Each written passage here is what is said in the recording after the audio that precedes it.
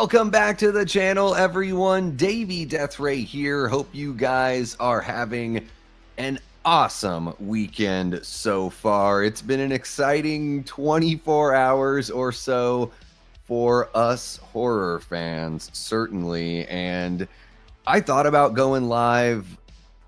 You know, last night I was like, I want to go live. I want to cover this stuff because I knew that Jason Universe panel was happening at, I believe it's 5:30 Pacific yesterday is when it happened. And I was like, but what if the news doesn't drop for a while? What if it's slow to come out? And then I got home from dinner. I saw that it had dropped like 25 minutes before. And I'm like, oh my God, I want to go live so bad. By that time, Piz is already talking about it on his channel. There's like 100 people watching. And I was like, you know what? I'm going to be an audience member. I'm going to enjoy this. And I'm not going to try to jump on a stream talking about the same thing as somebody who is absolutely crushing it. But you guys knew that I had to jump on here and talk about this stuff, right? There's no way I couldn't not talk, right? Couldn't not talk about this. So I'm super excited to get into some of the San Diego Comic-Con horror news. We've got, of course, Jason Universe trailer dropped for Sweet Revenge. We'll talk about that. We'll watch the trailer together. I'm sure you guys have seen it, but we'll watch it together. And Silent Night, Deadly Night teaser, which I'm excited about because I really like Rowan Campbell. I don't care if the movies are kind of dumb. I'm just like, all right, I'll take all the Rowan Campbell you got. And, you know, we got some other stuff too, some other tidbits. So I want to talk to you guys about that. I'm going to jump into the chat, say what's up to everybody. Guys, if you're watching the stream right now, thank you so much for joining us live. Make sure you hit that like button, subscribe if you haven't already. Hit the notification bell so you don't miss any of these streams. I go live, and a lot of times they are planned. Sometimes, though, I wake up and I'm like, something dropped, and it's like, okay, well, I'm going to do a stream in like 4 or 5 hours. So make sure you have that notification bell hit. Share the channel with someone who you think would dig this kind of content. Our community is growing, and guys, it's because of you. Like, you know, I'm doing more shorts and doing more pre-recorded stuff, and of course, keeping up with the live streams. But really, it's your guys' word of mouth, your shares, your likes, your comments, your engagement. That's what brings people here. I swear. You might not believe me, but clicking the like button on a live stream makes it way more likely that a new person is going to open up their YouTube page. On the main page, maybe they like the same kind of stuff we like, and they just haven't found this channel yet. It makes it way more likely it's going to pop up there. So it's free to do. I appreciate the hell out of it. Hell out of it, if you would. Hell, I appreciate the hell out of it. And if you're watching after the fact, still hit the like button, drop down in the comments, let me know your thoughts on everything that we're going to cover here, and or just say what's up, you know, whatever you got. So I'm going to jump in, say hello to you guys. Holy cow, we have like 70 comments. I can't believe this. You guys are amazing. Guys, there are 28 people in here. I try not to get emotional on every stream, guys. And I am, you know, sober as a bird, if that's the phrase that they use. But it is so amazing to me that, you know, at 9 p.m. Eastern on a Saturday night, that I can jump in here and talk about some horror news, and that there are so many people that show up and spend their time, you know, not only with me. I know you guys show up for each other too. So I think that's awesome that that's what the community means to you guys. And apparently you don't mind hanging out with me. Yeah, it's not the worst thing ever. So that's amazing. You guys are beautiful. In fact, just a little appreciation that I want to show. Where the heck did that stuff go? Where did that go?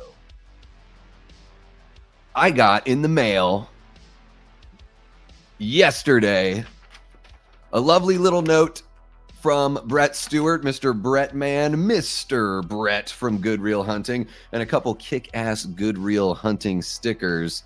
Brett, your postcard, along with anyone else that requested an I Know What You Did Last Summer postcard, those are going to be in the mail next week. Guys, if you would like an I Know What You Did Last Summer postcard, I have a buttload of them. Either hit me up with a direct message, which you can find, you know, links to my Twitter and Instagram and other stuff down in the description below. But if you want to reach out, Twitter and Instagram, I would say Insta is the best way to reach me. Or you can send an email to daveydeathray @gmail.com, and just give me your information of where I can send that to. Give me your address, and I'll shoot you off a postcard. You know, if we know each other, if we've got a little interaction going, I can make it personalized, of course. And then, you know, I'm not going to make it completely generic, but there will probably be sentiments of thank you for your support. I appreciate the hell out of you. You rock, whatever, all that kind of stuff. But I just thought it would be a fun way to connect with you guys. And thank you so much, Brett. I'm not going to read the note here, and I doubt anyone's going to screen cap it and try to read it. But it was very, very sweet. And it's lovely getting the stickers. But, you know, what you said in the note was touching. And I sure do appreciate it, bud. So love you. And I love what you guys do over at Good Real Hunting. Guys, if you don't subscribe over there, what are you doing? And Brett's got a brand new channel. Chills and Thrills, I believe, is the name of the channel. And he's going to be doing watch parties there on Saturday nights, I think each month. Brett, correct me if I'm wrong. I'm just going to like spitball and do the pitch for you. I think each month is going to be themed from what I remember. And I believe that the first episode is going to be on August 9th. And those are going to run at 8 p.m. Eastern. If I have all that correct, Brett, awesome. If not, feel free to, I saw you in the chat, so feel free to correct me. So yeah, let's jump into the chat and say what's up to you guys. I do want to bring your attention. I'm gonna talk about this later on, right before we get to the news. But guys, there is a brand new documentary coming out by Creator VC. They're the group that's behind all of the In Search of Darkness documentaries, those amazing documentaries just about, you know, chronicling the decades of horror, you know, I believe starting with the 80s and now we're into the 90s with those documentaries. They're putting out, they're essentially pre-selling a new documentary called Slasher Trash that is going to be about celebrating the low budget, trashy slashers of the 70s and 80s. They were awesome enough to reach out to me and ask me if I wanted to be an affiliate and, you know, help them get these sales going. And of course, I want to be as involved in the community as I can. So, you know, I'm going to be forthright about all that stuff. There's a link that's pinned in the chat. If you guys use that link and purchase the documentary, if you do that before August 14th, which I think is when the campaign ends, it will benefit the channel financially. So it's something that if you're going to get this anyways, use my link to place your order. Or maybe you just want to support the channel and support these guys. You've enjoyed In Search of Darkness, or you've heard great things about it. You love trashy 70s and 80s slashers. Click that link. It's in the description, but it's also pinned in the chat. And we'll get into all that stuff later, but I just wanted to bring your attention to it now. What's happening, Antonis? How you doing, brother? Great to see you. We got Chester Franklin Jr. in the house. Adrian James. What's happening, Adrian? Always a pleasure. We have one of our lovely channel members, Paula Fitzhenry, in the chat. How are you doing, Paula? Very nice to see you as well. I hope your Saturday has been going great. We've got Gory Tiger in the chat as well. How are you doing, Gory? Love seeing you jump on in there. We got our guy Ashton Luck in the house. How are you doing, Ashton? Hope you're having a good day. We got Jay Beach, who sent in his info for an I Know What You Did Last Summer postcard. So guys, be like Jay Beach. Get a postcard. Get a Davey Death Ray autograph, whatever the hell that's worth. I mean, it'll be cool to just connect with you guys. So I'll stop talking about that. Let's see here. We do have Brett, man. There he is, one of our great channel members, and Death Squad mods. Jumping on in to say what's up to everyone. Scanning through here pretty quick. Hopefully I don't miss anyone. We got Sebastian in the house. How are you doing, Sebastian? So great to see you, man. Hope you're having a lovely weekend so far. Who else do we have? Who else do we have? You guys are very active in the chat. I'm missing, if you are mentioning things about the news we're going to talk about, hopefully I don't miss it, but feel free to repeat yourself once we get to those stories, okay?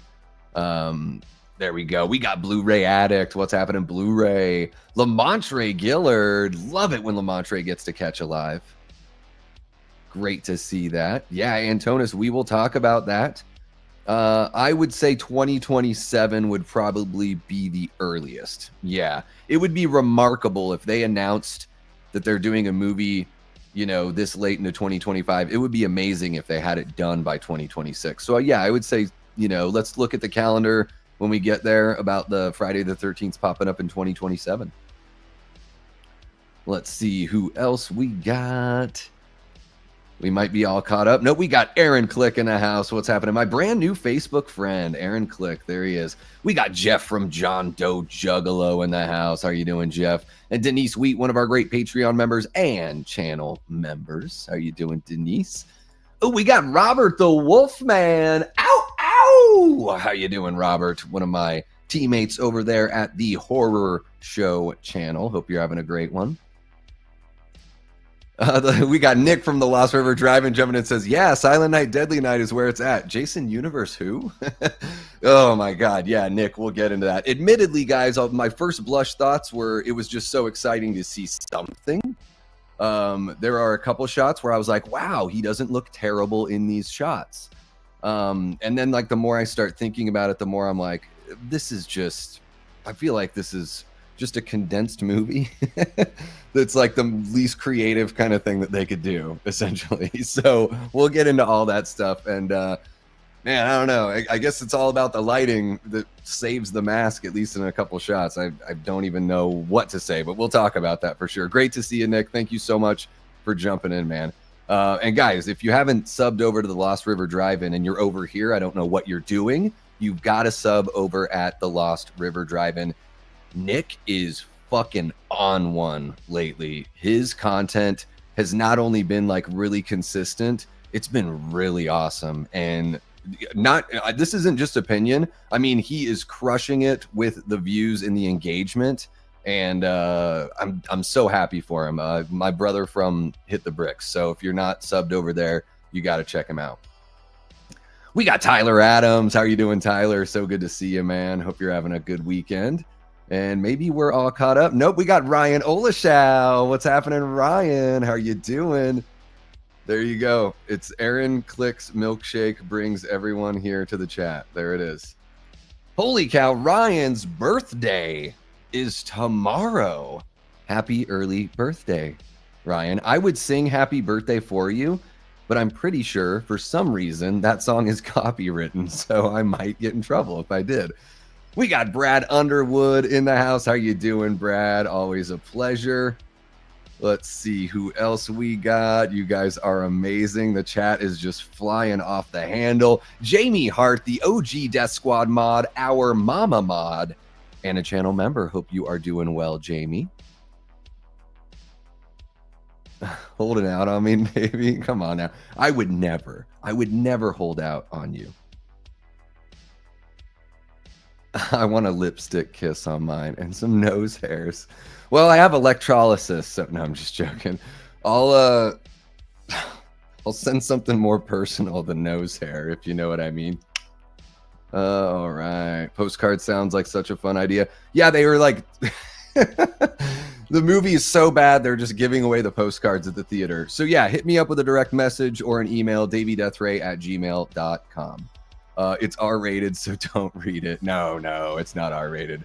I don't even really know what this means, although I guess I can sort of surmise what it means, although I don't know. Guys, I'm so out of touch.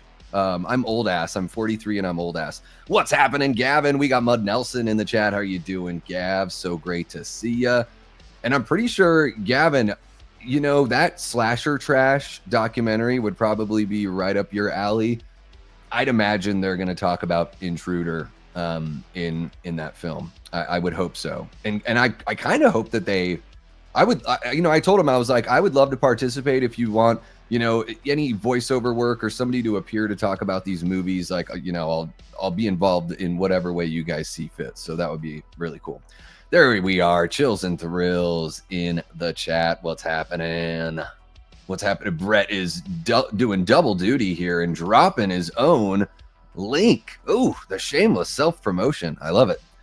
Michael Rudolph is in the chat. What's happening, Michael? I feel like you've been in here before. Maybe it's been a little bit, so welcome on back, man. Oh, we got Daz in the chat. Daz was hanging out the other night. Says, hey, all this doc looks interesting. Got to read more about it. We will get into it, Daz. Before we get into the Jason stuff, I got to do my sales pitch for you guys because I wouldn't be doing right by being an affiliate by not trying to shill out as much as I can. And yes, I will just be upfront about it. This isn't about like sharing some like Amazon code for % off or and like bugging you guys all the time, but I will bug you about these things that I'm directly involved with. Yes. What's happening, Prince? Hope you are doing well, my guy. Always a pleasure to have you join us. I thought the teaser was different. I assume it must be free when released. Yeah, the Sweet Revenge is going to be on the Jason Universe YouTube page, as far as I know. And guys, it looks like we're all caught up, other than Corey from Wilkie's Movies and Music. How are you doing, Corey? So good to see you, man. I am in full support of Brett's shameless plug. Yes. Hey, shameless self-promotion. If you're not willing to promote yourself shamelessly, you're just like, then who's gonna shamelessly promote you? You want somebody else to do it? Come on. So there we go, guys. We've said hello to everyone. Thank you again for joining. Hit that like button if you haven't already. Subscribe if you haven't done that. Share the channel. If you're watching after the fact, drop into the comments. Let me know how annoying I am. Guys, I can take it. I'm the 5th of 5 kids. I've heard it quite a bit. So, well, not so much lately, but growing up, you know how it is. So yeah, guys, let's jump into the, here's the part where I do my sales pitch on the Slasher Trash pre-order. So here's how we're going to start things out, guys. I'm actually going to share an article from Bloody Disgusting, and then we'll jump on over to the page and take a look at some of the different packages that are available for you guys. So yeah, John Squires here from Bloody Disgusting posted, well, on the 24th, so a couple days ago, Slasher Trash exclusive poster reveal. Documentary slices deep into slashers of the 70s and 80s. We have a nice little poster there. I will go ahead and show that to you right there. Let me go ahead and do that. There you go. You can take a look at it. Very, very cool. I'll probably record a separate video and everything for this but I just wanted to share with you guys here while we're live. So we could so I could just get it out there, because I feel like the live audience, that's when I've got you guys. So the article says Creator VC, the team behind the In Search of Darkness documentary series and Aliens Expanded, is back with Slasher Trash, a new documentary project that's being described as a comprehensive exploration of the slasher film genre in the late 70s and 1980s. Slasher Trash is available for pre-order from now through August 14th at slashertrashdoc.com, but use my affiliate link. It's pinned in the chat. It's also in the description. And Bloody Disgusting is exclusively debuting the doc's official poster art this morning. From No Budget Backyard Productions to enduring cult favorites, director Michael Gingold's Slasher Trash is a deep dive into the dark waters of the slasher film genre of the late 70s and 80s, celebrating their over-the-top villains, fearless storytelling, and unending gore. The team previews, quote, die-hard fans and even mainstream audiences know Halloween, Friday the 13th, and the like, but there's a whole subculture of more obscure, low and no budget flicks made with grab-a-camera enthusiasm and no concessions to good taste dwelling beneath them. This documentary will illuminate the countless movies and madmen and madwomen that dwell beyond the household name films and figures that dominate the trend in the pop culture consciousness. Featuring clips and commentary from the film's creators, contemporary filmmakers, and experts in the field. I'm kind of one of those. Get a hold of me. Slasher Trash will introduce viewers to cult favorites, hidden gems, and the niche and obscure films you've never heard of. With a 4+ hour runtime, Slasher Trash aims to give anyone who watches it a long list of psycho shockers to seek out on video, streaming, and at retro screenings. So yeah, I'll let you guys finish the article, but what I'd like to show you is this is the main page here. So if you use that affiliate link that I've got pinned in the chat or in the description, it's going to take you right here. So yeah, midnight, August 14th is when this campaign ends. And this is the opportunity to celebrate and explore rare and obscure slashers in the ultimate slasher documentary. And guys, if you participate here, you get your name in the credits, and you can reserve limited edition merch and join some unique community events. So They're looking to deliver the film digitally by August of 2026. And then your physical copies, if you choose to get a physical copy, will be or estimated to be shipping in September of 2026. So yeah, they've got a guaranteed safe checkout here, so you can use Visa, MasterCard, American Express, Discover, Shopify, all that kind of fun stuff. And basically, you know, they're giving you the rundown on the left side of the screen of, you know, some of the information I just gave you from the Bloody Disgusting article. But if you look at the right side of the screen here, you can choose your collector's edition. So, you know, you've got one here that's $79.99 plus shipping, and you get the Blu-ray with a slipcase. You get the movie poster, a movie checklist that's got, I would imagine, all of these movies listed there.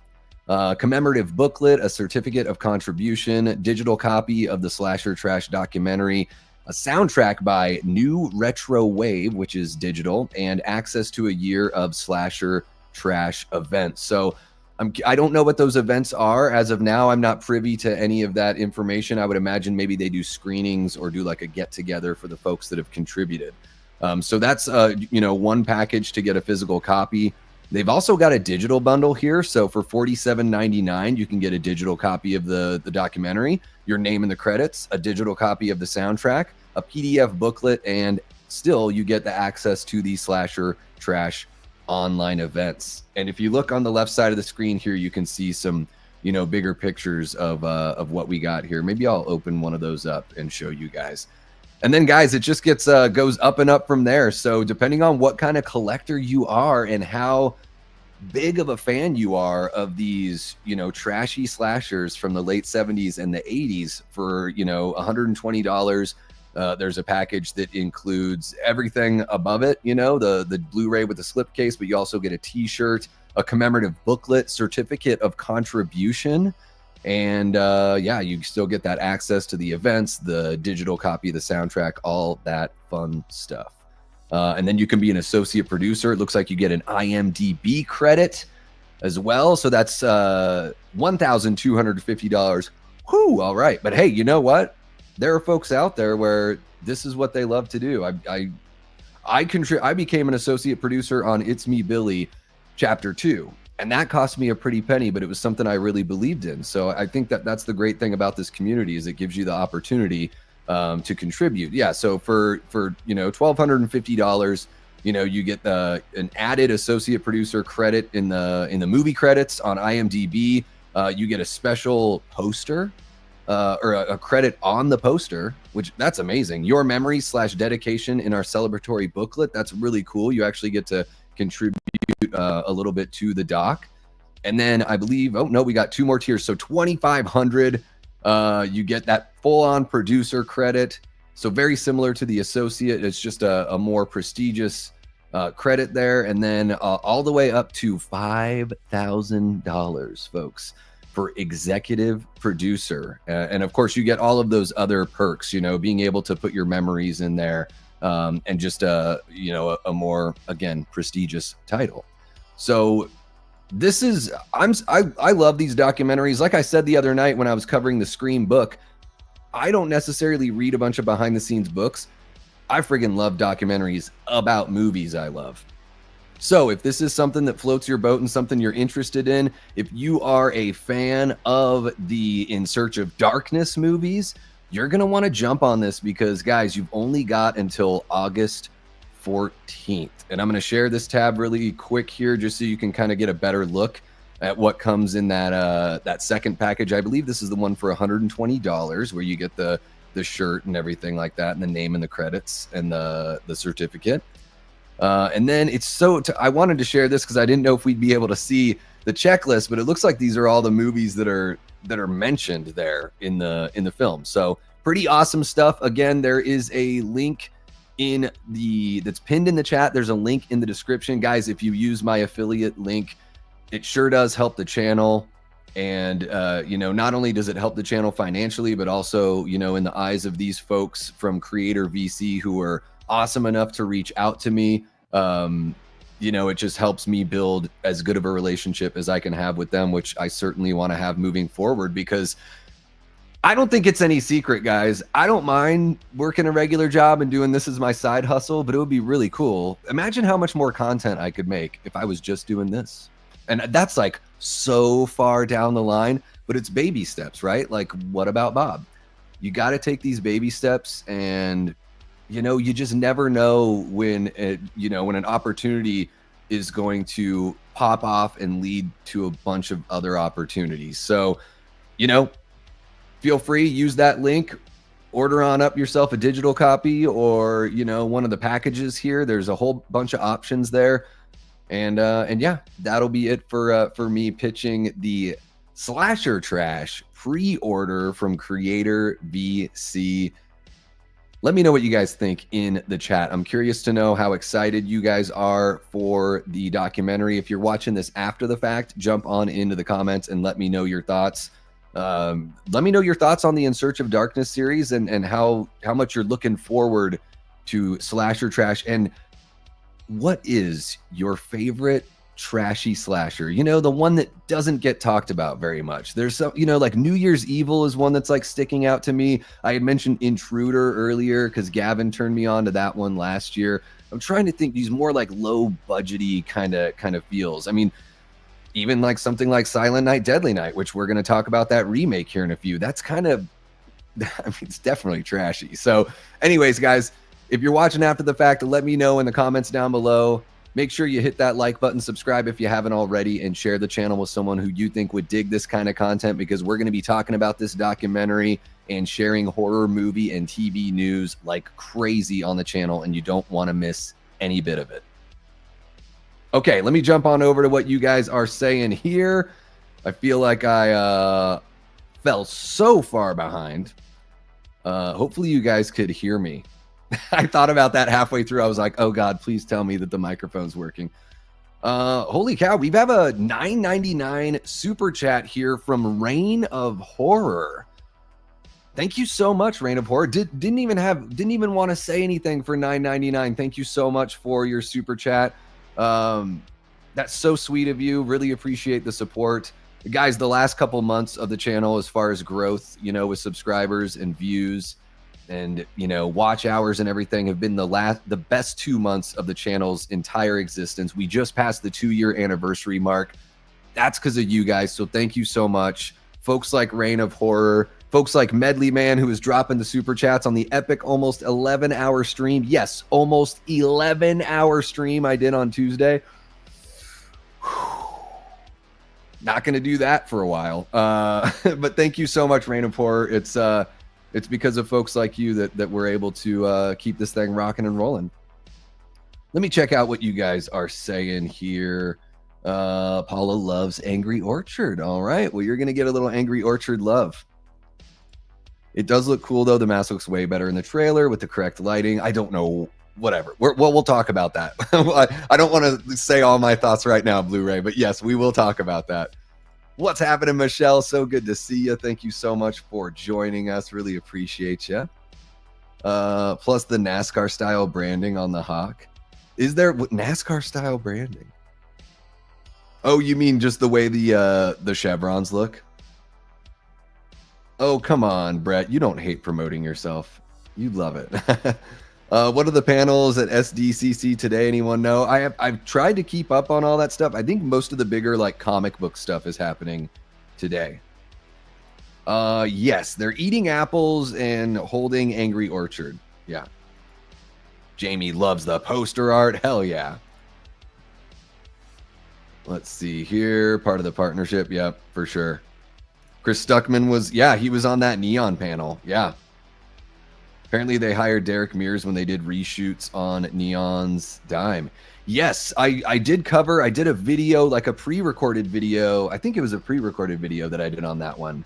I don't know if it was a live clip out, Tyler, but yeah, I talked about that because when they announced the release date, I believe October 24th, that came out, maybe about a month ago or something like that. And they had mentioned something about Derek Mears appearing in the film.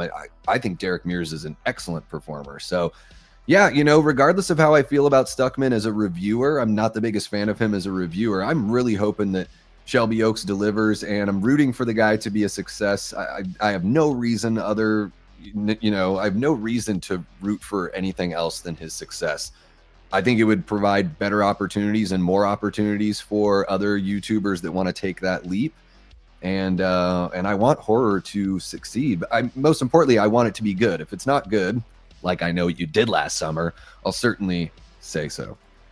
Oh, I think pieces. I think it might be in that trailer. I can't remember exactly, Jamie, but if you watch the trailer that they've cut together, which I will be sharing on my pre-recorded video that I'll release later, I believe. Well, you know what? Do you guys want to watch do you want to see if this is the trailer right here? This might just be it right here. Oh, there we go. How about that? I'm gonna pause the music. And yeah, guys, let's get into this this trailer here. Oh, it's it's 3 minutes long. Well, let's check it out and see what we got. Hopefully I don't get in trouble for this one. There we go. Summer camp was all fun and games until the games turned deadly. High school got the burning, all right. Safe until someone started grading in blood. Prom night promised new beginnings, but delivered only endings. It was just a slumber party, but no one would sleep again. Oh, love Slumber Party Massacre. I was scared to death to be alone in the dark. Between the blockbusters and the bottom shelf was a world of films that never got their due. Shot fast, cut rough, remembered forever. This is the story of the forgotten children of the slasher boom and the fans who never... Was that the Jason Universe mask? Slasher Trash. The ultimate slasher documentary. Guys, this looks amazing. Come on. It is the Jason Universe.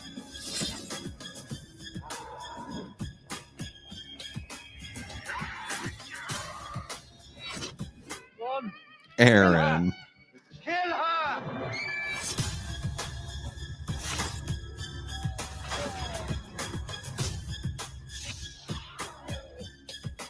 Hey there, King Matthew. Celebrate them all in the ultimate slasher documentary.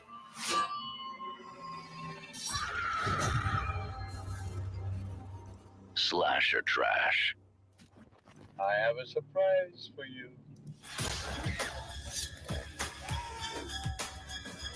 Oh, there's New Year's Evil. Silent Night, Deadly Night. What's happening, Dez? Destiny, what's your favorite trashy slasher? Alice, Sweet Alice. Okay. I dig it.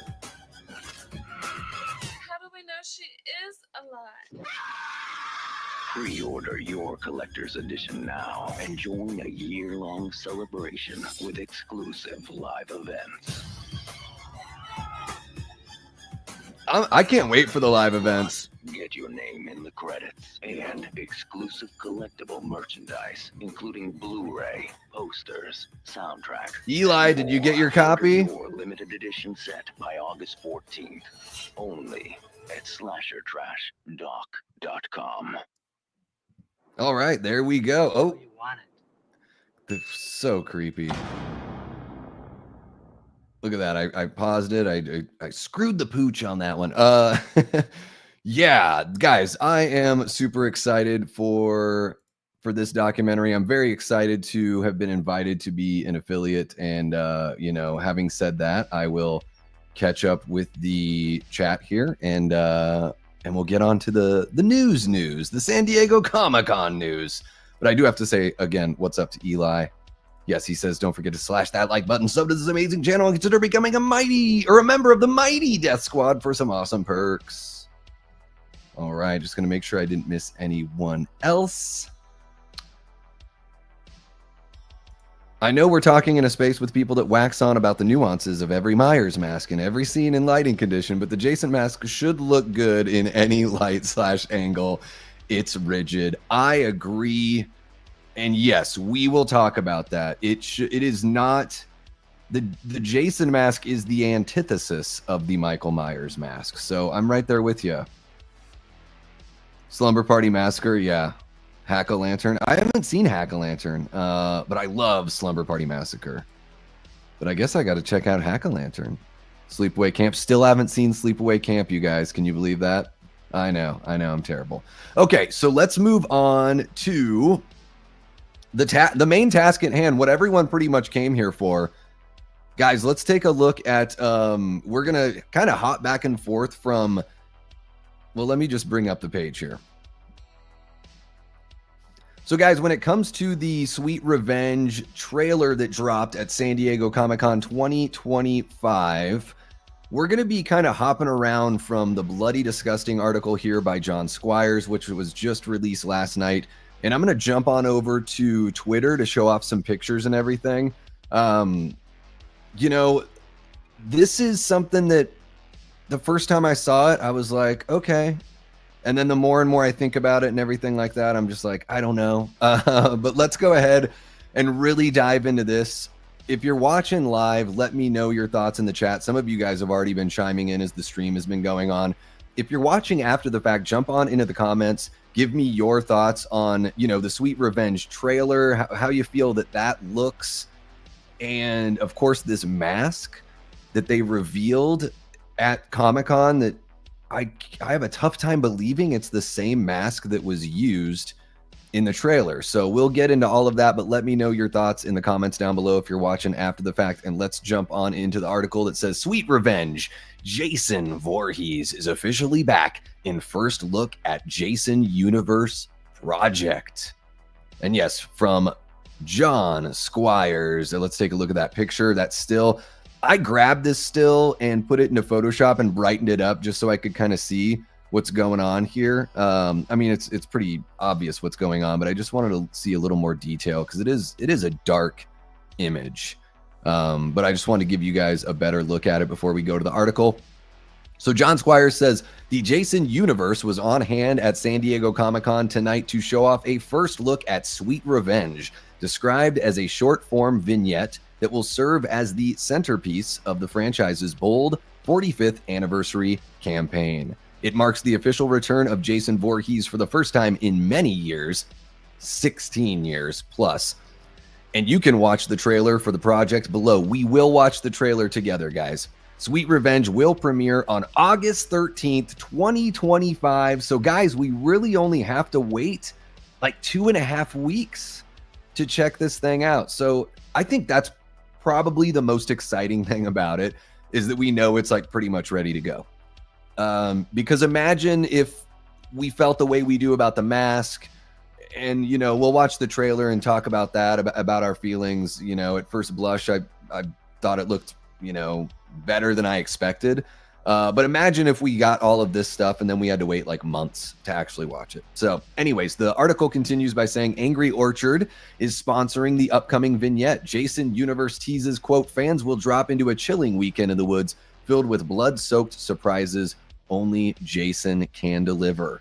And Sweet Revenge is directed by Mike P. Nelson, who did the Wrong Turn remake in 2021.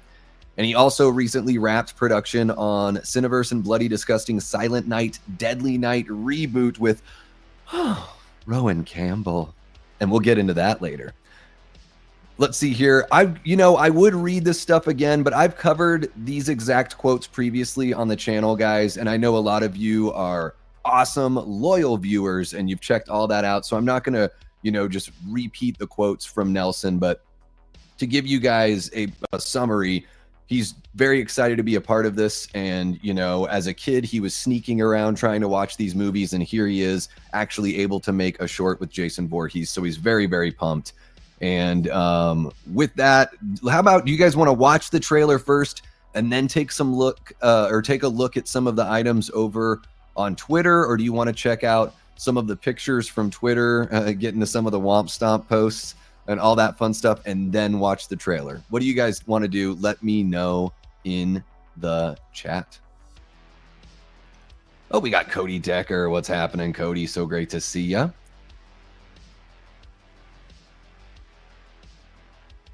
Let's see here.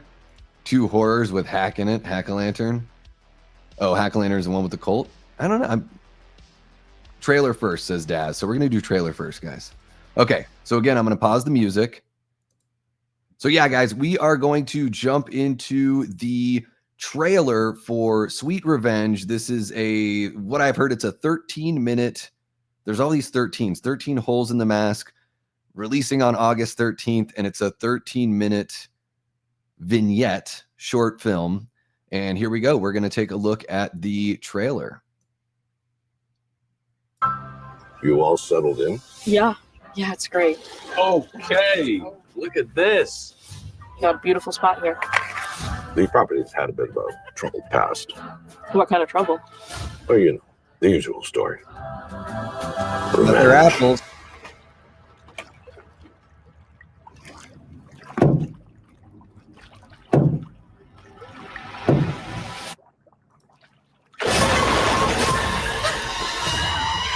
What happened?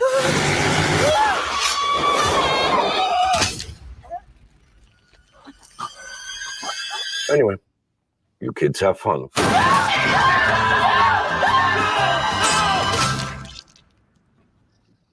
So there we go, guys. That's the trailer for Sweet Revenge, the short film vignette by Angry Orchard and the Jason universe. And I just wanted to, we might just pause on a few frames here. Some of this stuff, you know, I do want to give credit because I was watching Piz's stream last night and they did pause on a couple of these frames here. So this is where I kind of noticed, you know, after Jason knocks and then we get the classic Jason jump here. Oh, it's not going to let me show it when I pause. Those bastards. Maybe it will. Oh my goodness. Nope, it's not going to let me do it. But you can see, I should have, you know what I should have done is I should have grabbed some freeze frames from that. But I didn't know that it wasn't going to let me really show everything. I like that shot right there. But when Jason jumps out of the water, clearly you can see that he doesn't have a mask on yet. So he gets the hockey mask, I would imagine, at some point during the short film here. But you can see a little bit of hair strands on the side of his head. And yeah, I think the thing with this trailer, and I'm just going to kind of repeat it as I talk about it for a little bit, and then I'll get into the chat with your guys' comments. Just to kind of echo something that I saw Vincent DeSanti say on Twitter, he's it's like, this is about as generic as it can be. You know, this is stuff we've all seen this before. There's nothing new and different. We got the Harbinger, you know, the groundskeeper guy that's like warning them that bad stuff happens here. The young people, you know, going out to camp at the cabin, and then Jason kills them just because they're there. And I think, you know, even though when I first watched this, I was like, hey, it doesn't look that bad. Like, I thought this could be a train wreck. And like, granted, yeah, that's true. It doesn't look that bad. It looks well made for what it is. But it doesn't look very creative. And I think that's kind of what's bumming me out. I'm still, of course, going to watch it. Hopefully they prove me wrong. But yeah, it just kind of looks like more of the same. Kind of looks like almost like the way the 09 remake, which I really love that remake for what it is. It's kind of a greatest hits of the first 4 movies. I feel like we're kind of getting that here as well. So yeah, I don't know. Let me know what you guys think. I'm just going to bring the, let's see here. I'm going to bring the article just back up to this stunning shot of Jason there. And then I'm going to get your guys' thoughts on all of this. So there we go. We got that shot of Jason as we chit chat. You guys are dropping in the comments. Guys, if you're watching after the fact, let me know in the comments your thoughts on this trailer and your thoughts on my opinion. Am I way off? I don't know. I want to do whatever you want to do. There we go. Trailer first. All right. Oh, but he's back. He's the man behind the mask. What's happening? Brett Patrick, one of our great channel members. How are you doing, Brett? So good to see ya. Of course, you guys know Brett from Pat That Halloween Movie Collector. If you're not subbed over there, go give them some love. He is maskless coming out of the water. Yeah, for sure. Jamie says this looks good. I'm looking forward to watching it. Yeah, I guess I don't know what I expected. It doesn't seem like it's as much of a commercial as I was fearing it would be, but who knows what else lies within the 13 minutes here. They should have just called it Revenge. Yeah, but they wanted to do the sweet thing because of the apple, you know. Production value looks pretty sweet. Yeah, I think they spent about $1 million on this thing for 13 minutes. That's, yeah. Jamie loves the Nikes. I saw you mention that on Piz's stream last night, Jamie. They're cool shoes. No, they got it, you know, they got the whole thing right as far as like, you know, young, attractive people getting slaughtered by Jason Voorhees, for sure. Yeah. Antonis says, I guess I'm happy Jason's back, but I would prefer a real movie. We'll get into that, Antonis, for sure. Aaron says, this isn't a bad teaser, but it's a weird concept. A teaser for a forthcoming Angry Orchard commercial that is also a short Jason movie. Well, it's like those Russian dolls, Aaron, right? It's like you open one thing and there's another thing in there. Yeah. So the old hipster owns the mask? Who the hell knows where he gets this dreadful mask that we're going to take a look at closer. And granted, right there in that shot, right? The mask doesn't look so bad. It's interesting. It looks... I'm sure you guys have all seen the picture, but you know, the mask that they show off at Comic-Con doesn't look this textured. It doesn't look this yellowed. It doesn't look like it's this worn. So I find it odd that that's what they showed off, and I'll show that off to you guys here in just a few. Yeah, it does look like they're basically doing the greatest hits thing. Brett says it looks like they did a great job with it. It should be fun. But yeah, I think you guys are both right. I think, and that's the thing about all this Jason stuff is like, yes, this doesn't look bad. It is cliche as fuck, as Eli's saying there, and you know, and for Vin too to be like, this is so generic and boring, and yeah, I mean it is. And I think this is one of those things. You know, I've heard Dave McRae talk about this quite a bit lately. You know, where people that are like, we just want a movie, we just want like the, you know, blood, butts, and boobs and all that stuff. And he's like, if that's what you want, then it could be like the death nail. It could just like put Jason back into stasis for another 16 years. I think that's kind of what we're going to get here. I don't think there's going to be nudity because it's an Angry Orchard, like sponsored kind of thing. But I think it's going to be the most basic, you know, kind of approximation. If you put Jason or all the Friday the 13th movies into an AI, this is the kind of thing that it would create. Should have got a weed sponsor and continued the 09 canon of Jason being a stoner protecting his crop. Oh, Chester does not like the mask. Ashton says it looks okay. Nothing really stand out. Yeah. I'm not sure where the script grabbed them and this had to be produced by them. Is there a cool twist? Concept is seemingly so middle of the road. It's true. It is true, yeah. It's cliche, sure, but it's Friday the 13th. They made 8 movies in a row doing the same thing. Yeah, I mean, yes and no.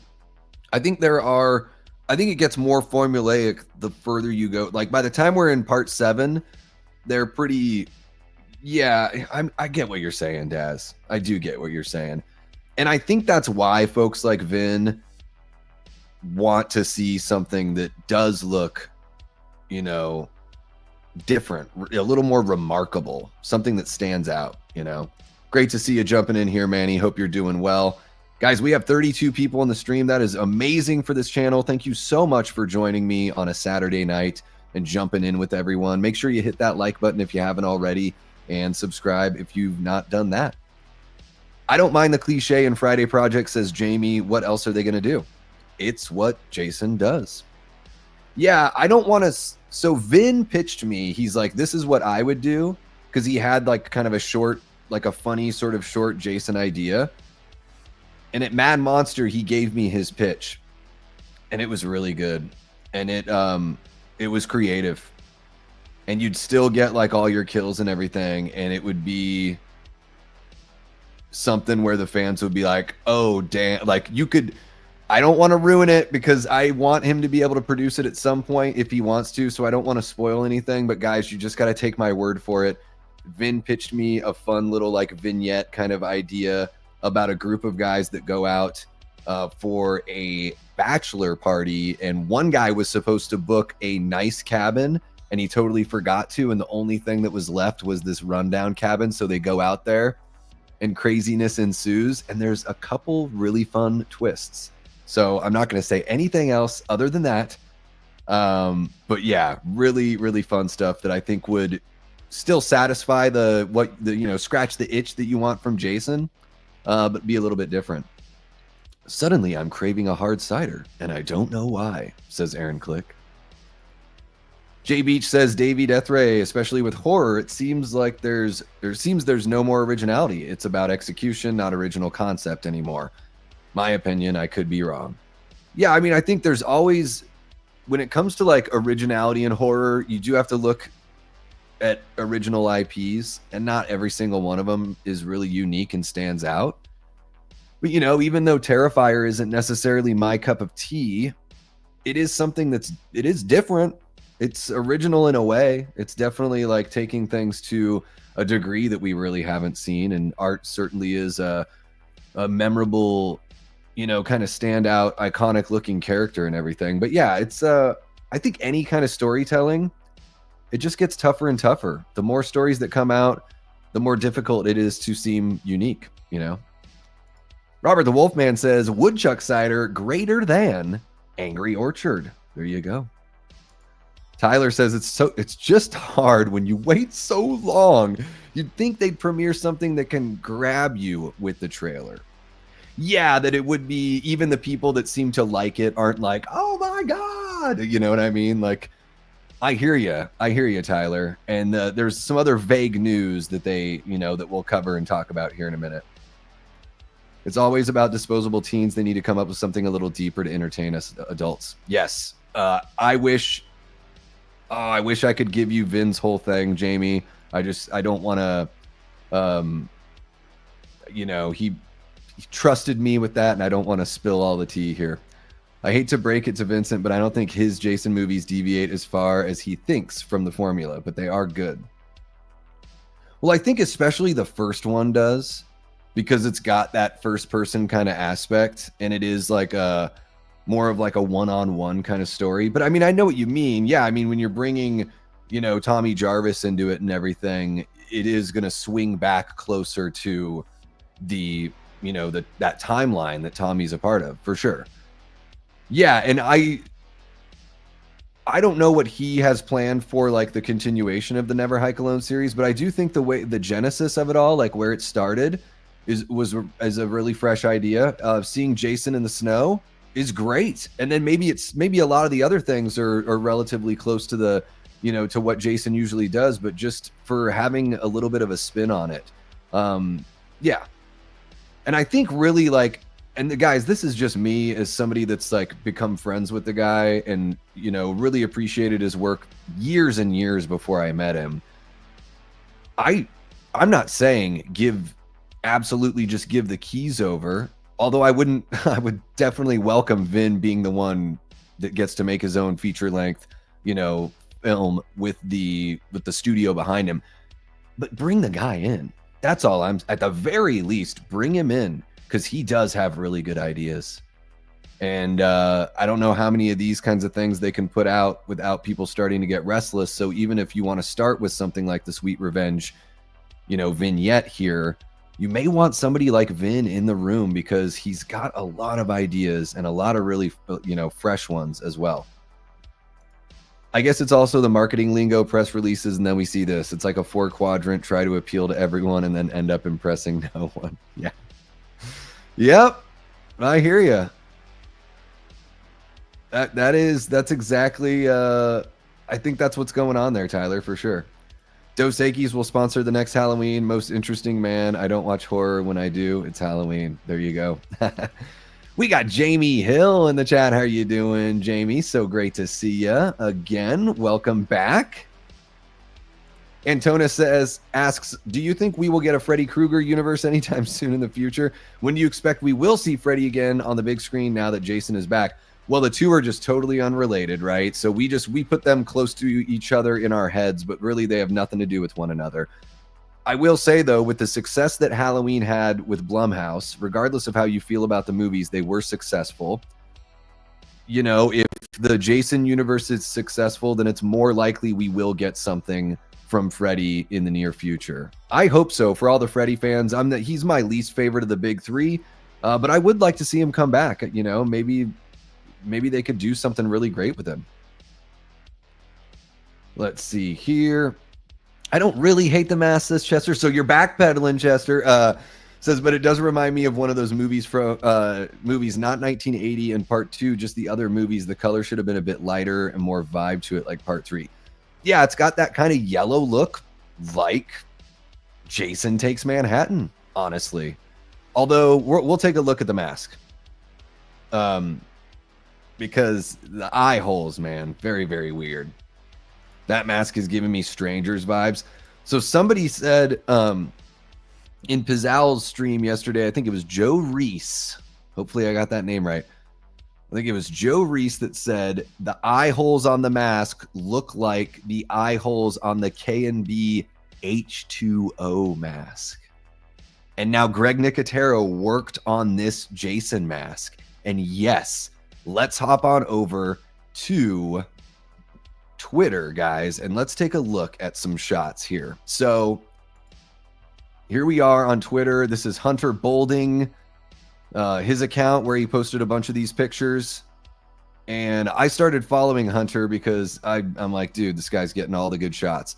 So this is like the first look at the Spirit Halloween Jason Universe mask. This looks better than what they actually showed at the panel. This looks closer to what we're actually seeing, I think, in this trailer. But look at those weird ass, like, sunglasses shaped eye holes, man. They are huge and just so. Why are they shaped like glasses that are very far apart? And I'm gonna bring up the K&B Jason mask. Oh my god, I almost said it. I'm gonna bring up the K&B Michael Myers mask from H2O because I want to show you guys that to compare and contrast. So let's see here. There we go. I'm going to open this up in a new tab. Here we go. See, look at the eye holes here. See? Exhibit A. And then let's swing back on over here. Exhibit B. Do you see what I'm saying about this? Greg Nicotero is an amazing visual effects artist. He is one of the best to ever do it. He's got to be, you know, I would say top 10. I don't know if he's quite top 5, but he's got to be top 10 of all time. And he's one of the most successful visual effects artists as well because he's moved on to directing and everything. But what is with these weird rectangular eye holes? I just don't get it. Again, Michael Myers, H2O, K&B mask. This is from the shot that was replaced in the final version of the film. But guys, if you watch this thing, there are plenty of shots where they kept this horrible powder white alien mask. It is just bizarre. And then going back to the Jason mask, very similar.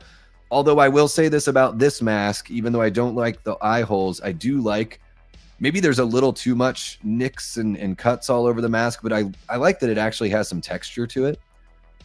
Because, you know, when we go down here and we take a look at this thing, and I think what I'm going to do here, so this is them showing off the mask at the panel last night, but let me bring up, Vin had reposted a tweet here.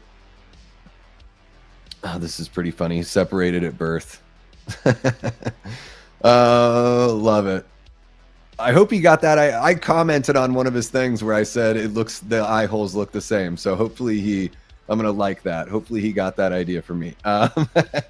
But let me see here. There we go, guys. This is what I want to show you. It's just way easier for you guys to see. So apparently this is the mask that Jason is wearing in the trailer, and I really don't see it. This thing looks like an eggshell, or it looks like it's made out of bone or something like that. It doesn't have very much texture at all.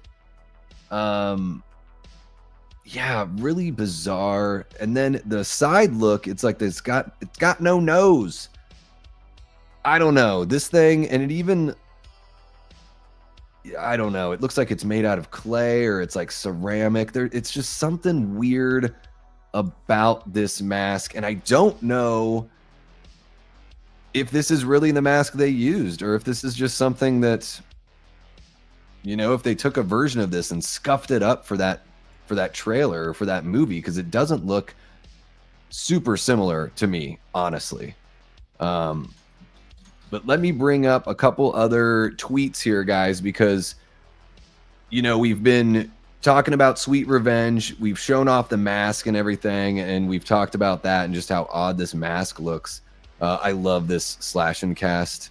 Me every time Jason Universe posts and it's Eli Manning getting bummed out. Probably somebody missing a field goal to win the game, for all you sports nerds out there like me. So here's another tweet from Hunter Bolding. It says Robbie Barsamian, I believe he is the Horror Inc. guy. Robbie Barsamian says a new movie and a new game are coming from the Jason universe. And I believe, Antonis, you were, you know, asking about this earlier. You know, when can we expect to see a movie from Jason universe? And yeah, I think 2027, probably the earliest we're going to get one.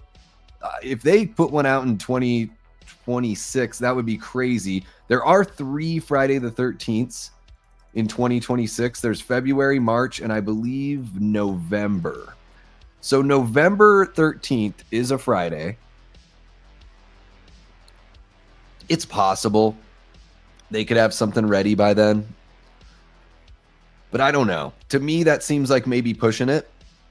Let's see how many Friday the 13th, or when we have Friday the 13th in 2027. If we have any at all. Oh my gosh, maybe not. August of 2027, so it'd be a year removed from the Sweet Revenge official release, you know, of that short film, would be the next, or would be the only, or the first Friday the 13th, sorry. It would be the first Friday the 13th in 2027. So maybe November 2026. Although they better get going on it if that's really what they want to do. They gotta get on that right now. But yeah, guys, let me know what you're thinking about the new movie.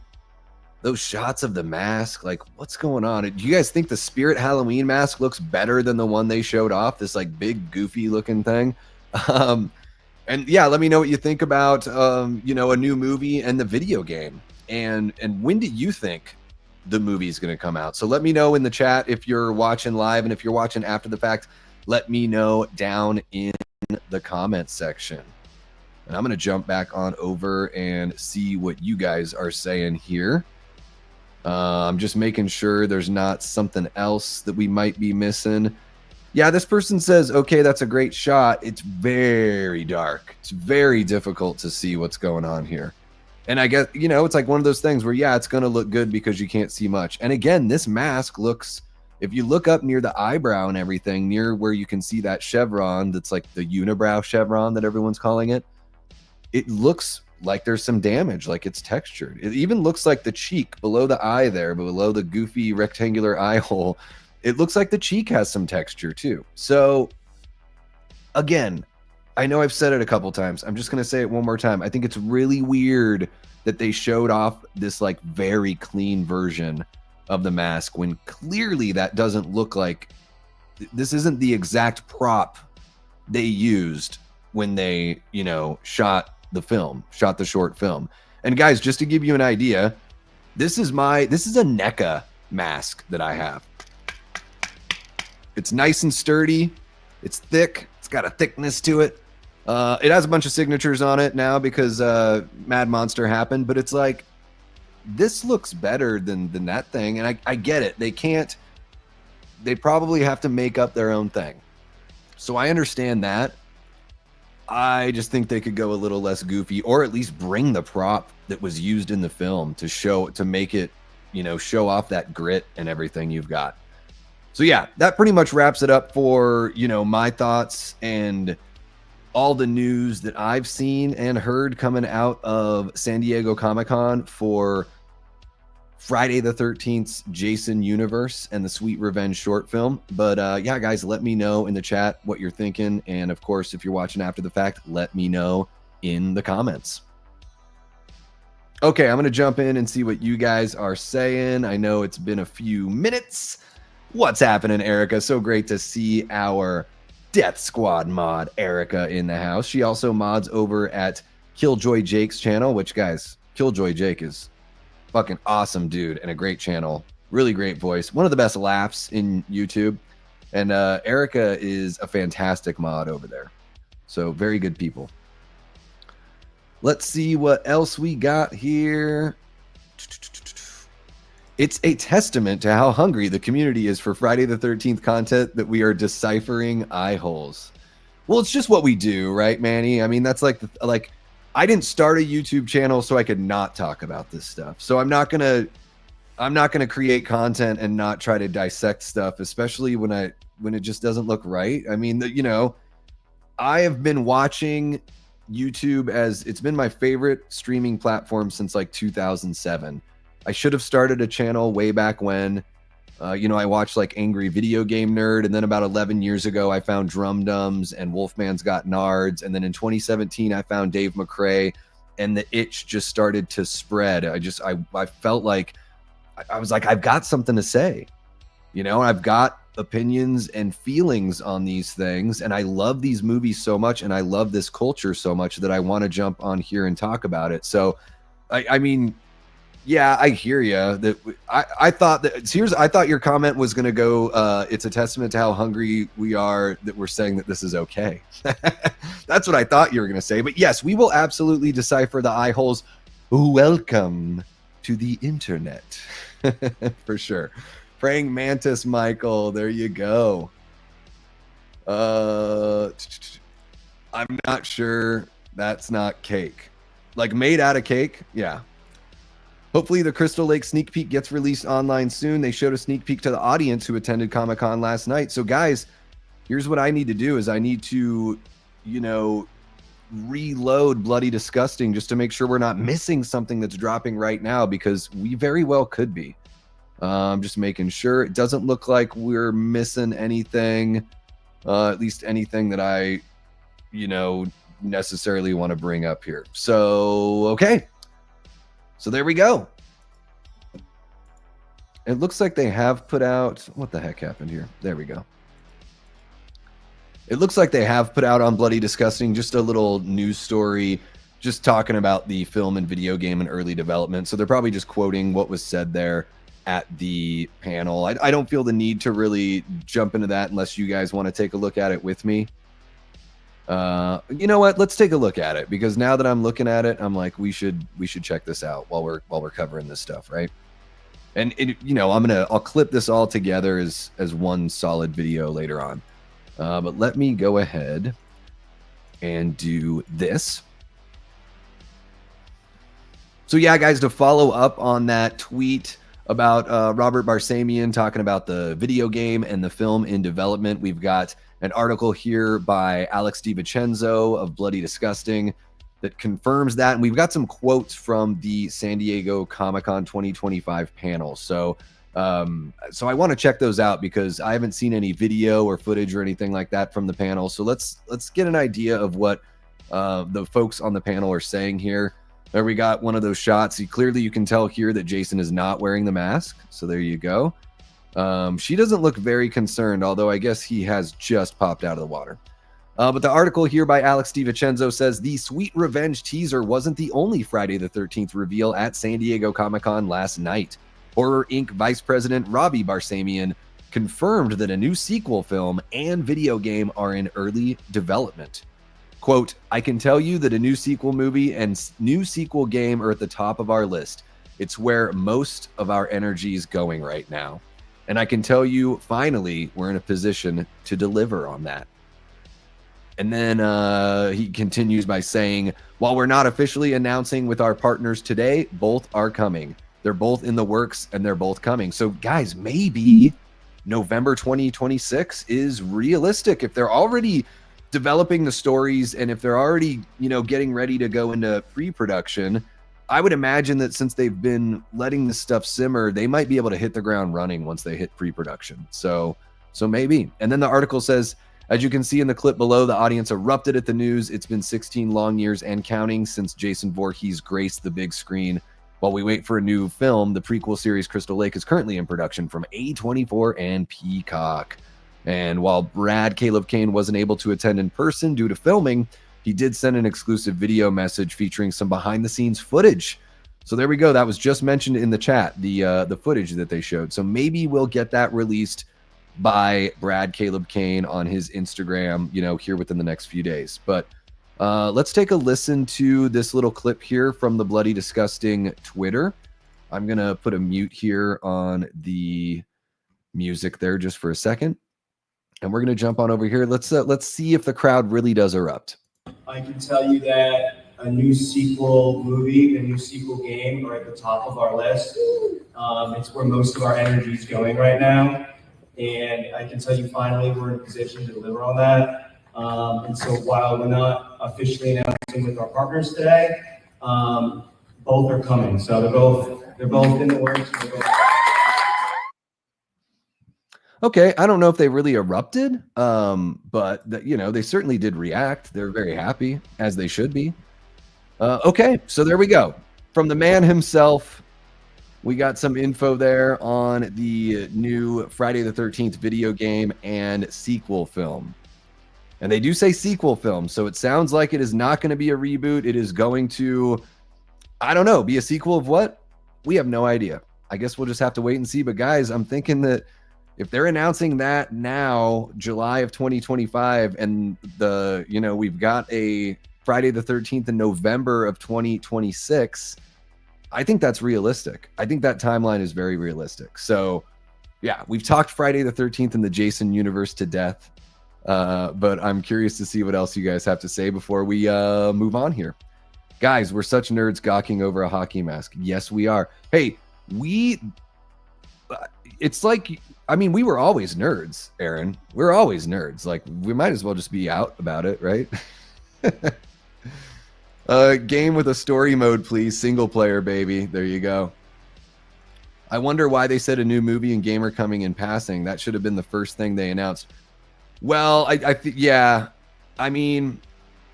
it's because they're so excited that they actually have something to show, and they've got something that they can show in full on August 13th. So they're like, hey, 2.5 weeks away. Let's get this teaser out and get people excited for this short film. And then to be able to, put the video game and the movie as like the icing on the cake. They could have one ready by the end of January if they wanted to.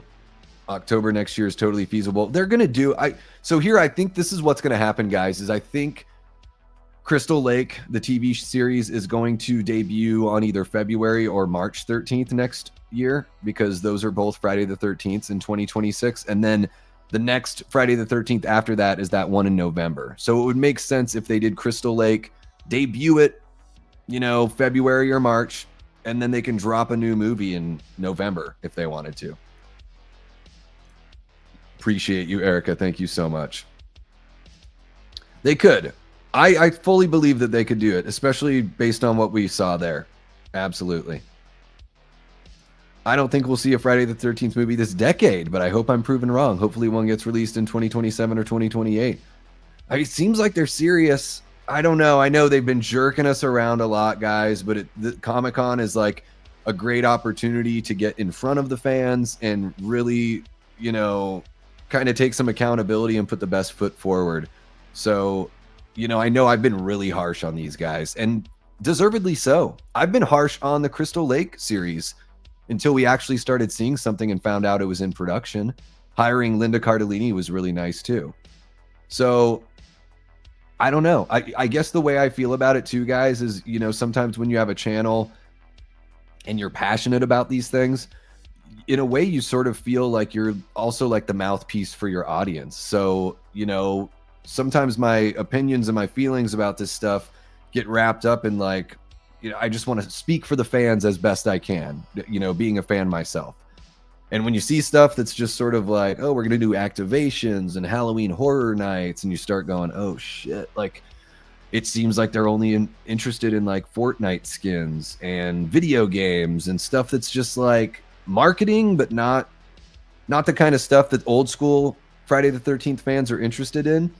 And here at San Diego Comic-Con, they've at least, given us some pretty sizable breadcrumbs, I would say. So I'm gonna try to turn that knob, a little more positivity here from me as far as this stuff goes, but I will absolutely have a discernible eye whenever I take a look at one of these news stories or any kind of information we get from these folks. We just have to, as fans, all we can really do is stay vigilant, because at the end of the day, they're asking us for our money and our time, which are both valuable things. I'm on the camp, no pun intended, that Friday the 13th will make more at the box office than Halloween 2018. It could. Yeah, for sure. I guess it depends on how it looks. That first Halloween 2018 made a lot of money. So I guess it depends on how much it costs to make the new Friday the 13th and what our reaction is to how everything's looking. Because, you got to remember, Brett, when Halloween 2018 came, knocking on the door with that teaser and the first trailer, it was like the first time we'd seen Michael Myers look like the original Michael Myers since Halloween 2 from 1981. So it was this celebration and like almost like a sigh of relief and a cry of elation, whatever sort of hyperbole I can use here. In Vincent's short, they hire a stripper that turns out to be Jason. No. But it's funny, Daz, because I think there is a stripper. Yeah, because it's a bachelor party. There is some sort of stripper thing involved, but it doesn't play out like that. But that's very funny, man. You got me with that one. Hey, you're totally all right. Every time you show up, Erica, you make it absolutely worth it. The texture makes it look homemade, as a store-bought mask would be smooth and generic, I think. Yeah, and it looks, like it was made out of like clay, kind of. Of course, you got it, Erica. All right, cool. No, it is. We are just like, we're big nerds, this stuff turns us into kids, Manny. It really does. Like it, and yeah, it is kind of funny that I'm sitting here like, God, this reminds me of something. And then somebody said it in Piz's stream last night where they're like, it looks like the K&B Michael mask. And I was like, oh shit, I'm having PTSD. That mask looks like the one from the late 80s slasher called Edge of the Axe, but with lines. And it looks like the one that's in the backpack on Sleepaway Camp 3's poster. Erica's excited for more Jason. Hell yeah. Can't hardly wait for Camp Crystal Lake. Love the casting of young Jason. Yeah, I'm excited for the Crystal Lake TV show, for sure. Yeah, sequel. Sequel to what? I don't know. I don't think the 09 remake. Like, sequel to Jason X? Sequel to Jason Takes Manhattan? What? Paula says Jamie Lee Curtis has confirmed she will be Jessica Fletcher in a Murder, She Wrote reboot movie. All right. They're doing a reboot movie, not a TV series, huh? Right train, wrong car. What happened to the Halloween show that was supposed to happen? I think they shit-canned that one, J Beach, but they haven't announced anything yet. Tiana Loves Movies is in the chat. Welcome on in, Tiana. Hope you're having a great night. Says, hey, everyone. How's Saturday treating you? Are you pumped for this Jason Universe news, Tiana? What do you think? How are you feeling? Not complaining. It's just funny. I embrace the nerd in me. We got to do that, right? We have to. It's totally made of cake. Davey, do you think the series and movie will be tied in directly in some way or totally separate things? That's a really good question. Because technically it's like two different entities, right? A24 is making the show. Jason Universe is doing the movie. Now they could work in conjunction if they just find that between themselves to do so. At this point, I would just be flipping a coin, Aaron. But I've heard that the hope for the Crystal Lake TV show is that they do 3 or 4 seasons of that and then they go into movies. So I don't know. Maybe if it doesn't do very well and they only get the 1 season and then the movie comes out November of next year and they're just like, fuck it. Like, we're done with the show now. Maybe. Yeah, that's a good question. I don't even know how to answer. Yeah, Michael Myers was amazing in 2018. Let's see what else you guys got. We might just want to move on to the next story here. I wonder if he's using the term sequel loosely and he means it hitches up against the series somehow. Yeah, that it just steps in line with canon somewhere. It is odd, though, to use that term sequel, because he would say, if it was something brand new, he would say something like, we are planning a movie that will be a fresh start to the franchise. You know, so when he says sequel, it just makes me think, oh, well, which movie in the franchise are you going to pick to sequelize?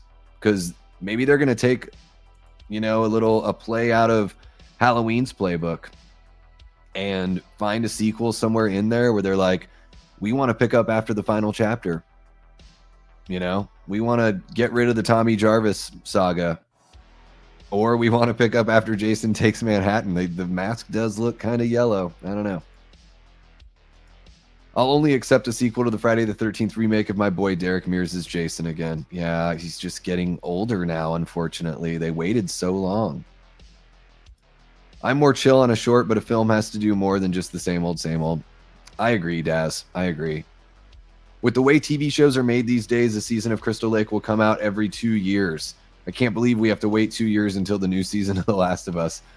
That's what happens when you get a bunch of movie stars in your shows. Yeah. I think that's kind of the issue, is like, if you put big stars in your shows, they're busy. So yeah, I don't know. Maybe Crystal Lake will be like a limited series and then they'll just go straight to the movies from there. As for the Crystal Lake show, I'm calling it that Jason is already dead and we only see him as Pamela's flashbacks and hallucinations. That's an interesting take, Daz.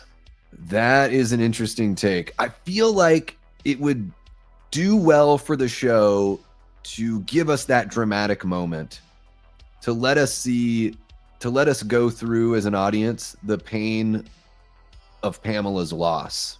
To be able to see that, I think would be something that they would want to do. If I were making the TV show, I would want to show that event so you could show the emotion. Think Brad Dourif as Sheriff Brackett in Rob Zombie's Halloween 2 when he finds Annie and she's passed away and you get that amazing moment. Now, I'm not saying just replicate that kind of thing. I'm just like, if they can capture that mother's pain and make us relate even more with Pamela, make us kind of like, I don't know, understand why she would want to go on this rampage.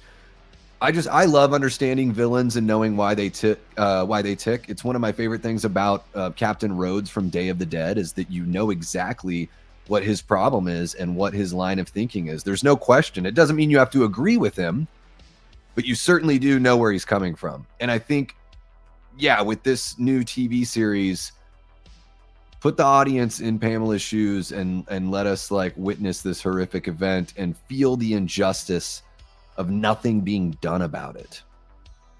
But you could be right. You could be right that she's already messed up and this is something that's already happened. The show could start off with like a montage or a series of like hallucinations or dreams that show everything, and then Pamela wakes up and she's dealing with the reverberations of everything. Like, that's possible. So yeah, I'm not a bad theory at all. Not a bad theory at all. As long as Netflix stays away. If not, we're getting 2 season stops. Can't believe Stranger Things season 4 came out in 2022. Yeah, the kids are 25 now.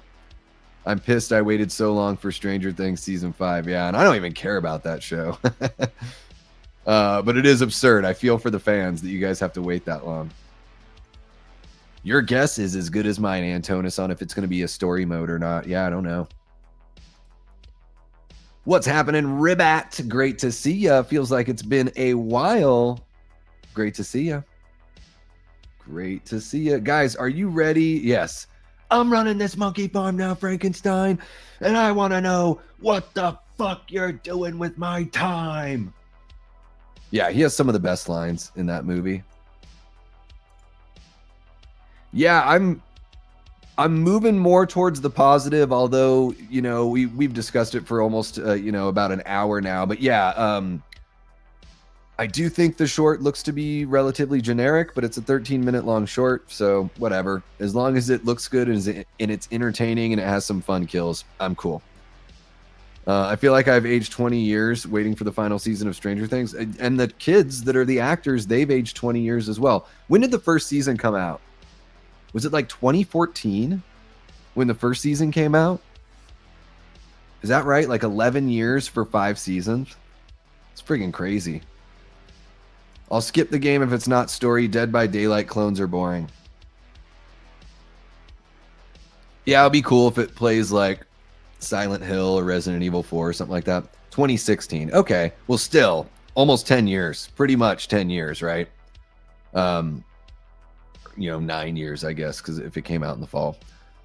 That's a long time for 5 seasons. And it feels like some of the gaps have been, yeah, like you're saying, Tyler, it's been 3 years since the last season. But what do you guys say we move on to the next big story, or at least to me, the story that I'm most excited about after the Jason universe news, and that's the Silent Night, Deadly Night remake. And maybe no one cares, but we're going to talk about it. All right, guys, so we got a teaser for the upcoming Silent Night, Deadly Night remake, directed, oddly enough, by Mike P. Nelson, who directed the Sweet Revenge Jason universe short. So he's getting a lot of play at San Diego Comic-Con 2025, and he's going to be getting a lot of play this year because the Sweet Revenge short drops on August 13th, 2025, and this Silent Night, Deadly Night movie is dropping this December, guys. And I watched this teaser already. We're going to check it out together, of course. I'm going to read through the article here by John Squires.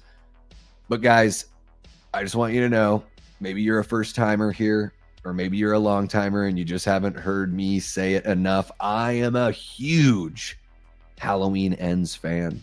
Yeah, that's right. Halloween Ends, to me, is the best sequel in the franchise. That's just an opinion. You don't have to hate me for it. Doesn't mean that I hate your favorite sequel in the franchise if you're not a Halloween Ends fan. But I love the risks it takes.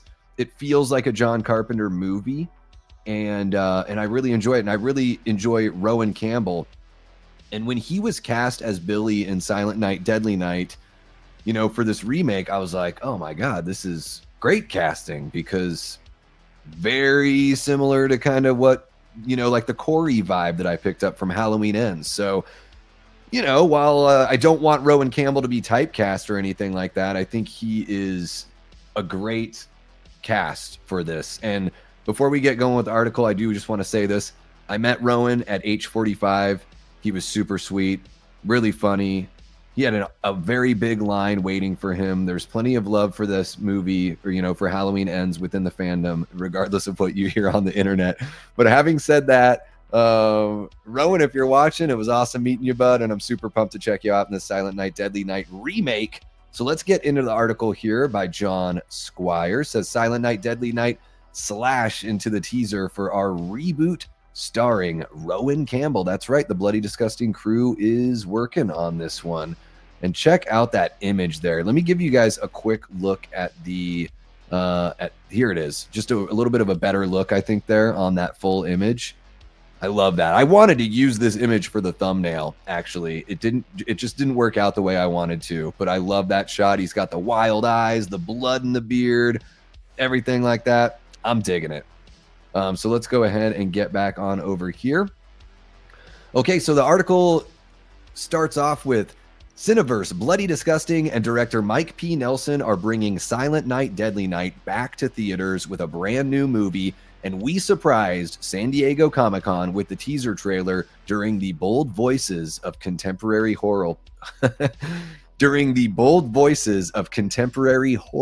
panel tonight. You weren't able to make it to SDCC? Don't worry, because the Silent Night, Deadly Night teaser is now available online, and it will be released in theaters nationwide on December 12th, 2025. Watch the official teaser below for your first look at Rowan Campbell as our killer Santa. So yeah, Rowan Campbell is playing Billy, with the cast also including Ruby Modine from Happy Death Day as Pamela, alongside Mark Aitchison, David Lawrence Brown, and David Tomlinson. Stay tuned for more updates. And of course, unless you're, just in case you're not familiar with the plot here, in the new movie, quote, when Billy witnesses his parents' grisly murder on Christmas Eve at the hands of Santa, it ignites a lifelong mission to spread holiday fear. Every Christmas, he dons the jolly red suit and delivers a blood-soaked massacre to feed his twisted sense of justice. This Christmas Eve, Billy wants to know, have you been naughty? Okay, so this is something that he's done more than once. How is he getting away?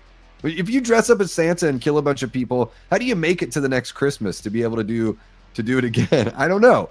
Hopefully they fill us in on that one, because it's a little different in the original one, right? It's years later that this memory gets triggered, and he only really goes on the one killing spree.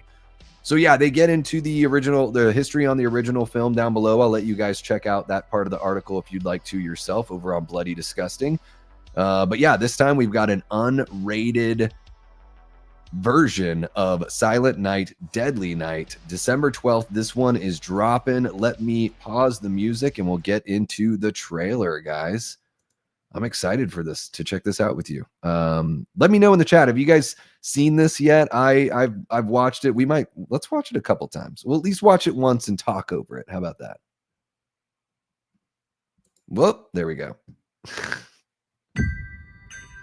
In 1984, one film shocked audiences, was banned from theaters, and traumatized a generation. From the studio that brought you Terrifier 3 comes a new and unrated vision of the cult classic. This Christmas, spread the holiday fear. Silent Night, Deadly Night. Oh, we're getting the deer antler kill. Okay, I'm just going to replay it with the sound off here. Let me get the music going again. There we go. I mean, Rowan Campbell just looks so badass. These shots are probably not going to be in the movie, but I love that with the black background. Just going for the gut there. It looks like a really fun role to play, I'm just going to say. And the fact that the Terrifier people are involved, I would imagine it will be quite bloody. I love seeing like all the different implements of destruction. Of course, the axe looks to be the big one. Looks like she gets her leg chopped off there. But of course, the bow and arrow and a shotgun. It's pretty wild. And yeah, the deer antler kills. I don't know. Let me know what you guys think. I know these movies are like kind of trashy and silly and all that stuff, but sometimes when I sit down with a slasher, it doesn't always have to be something like chilling and creepy like Michael Myers. It can just be something fun like this. And I, as somebody that's only seen the original Silent Night, Deadly Night once, I had a good time with it, of course. But this looks really fun. And I think we could use all the Christmas horror that we can get. So I am down for this, and I gotta say, a big selling point for me is Rowan Campbell.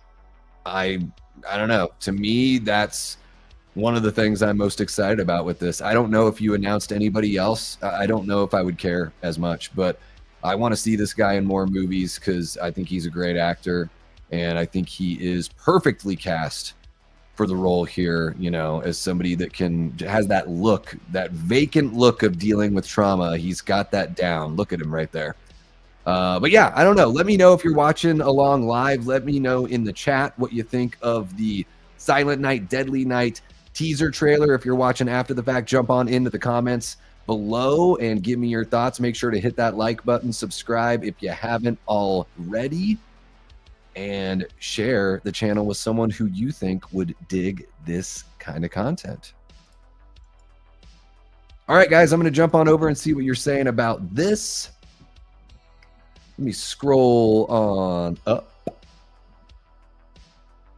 Let's see, how far back do we have to go? Okay, here we go. T. Parker says, have the movie be a direct sequel to part 2 with Ginny Field getting her exact revenge on Jason. Okay. He killed my friend, scared my dog.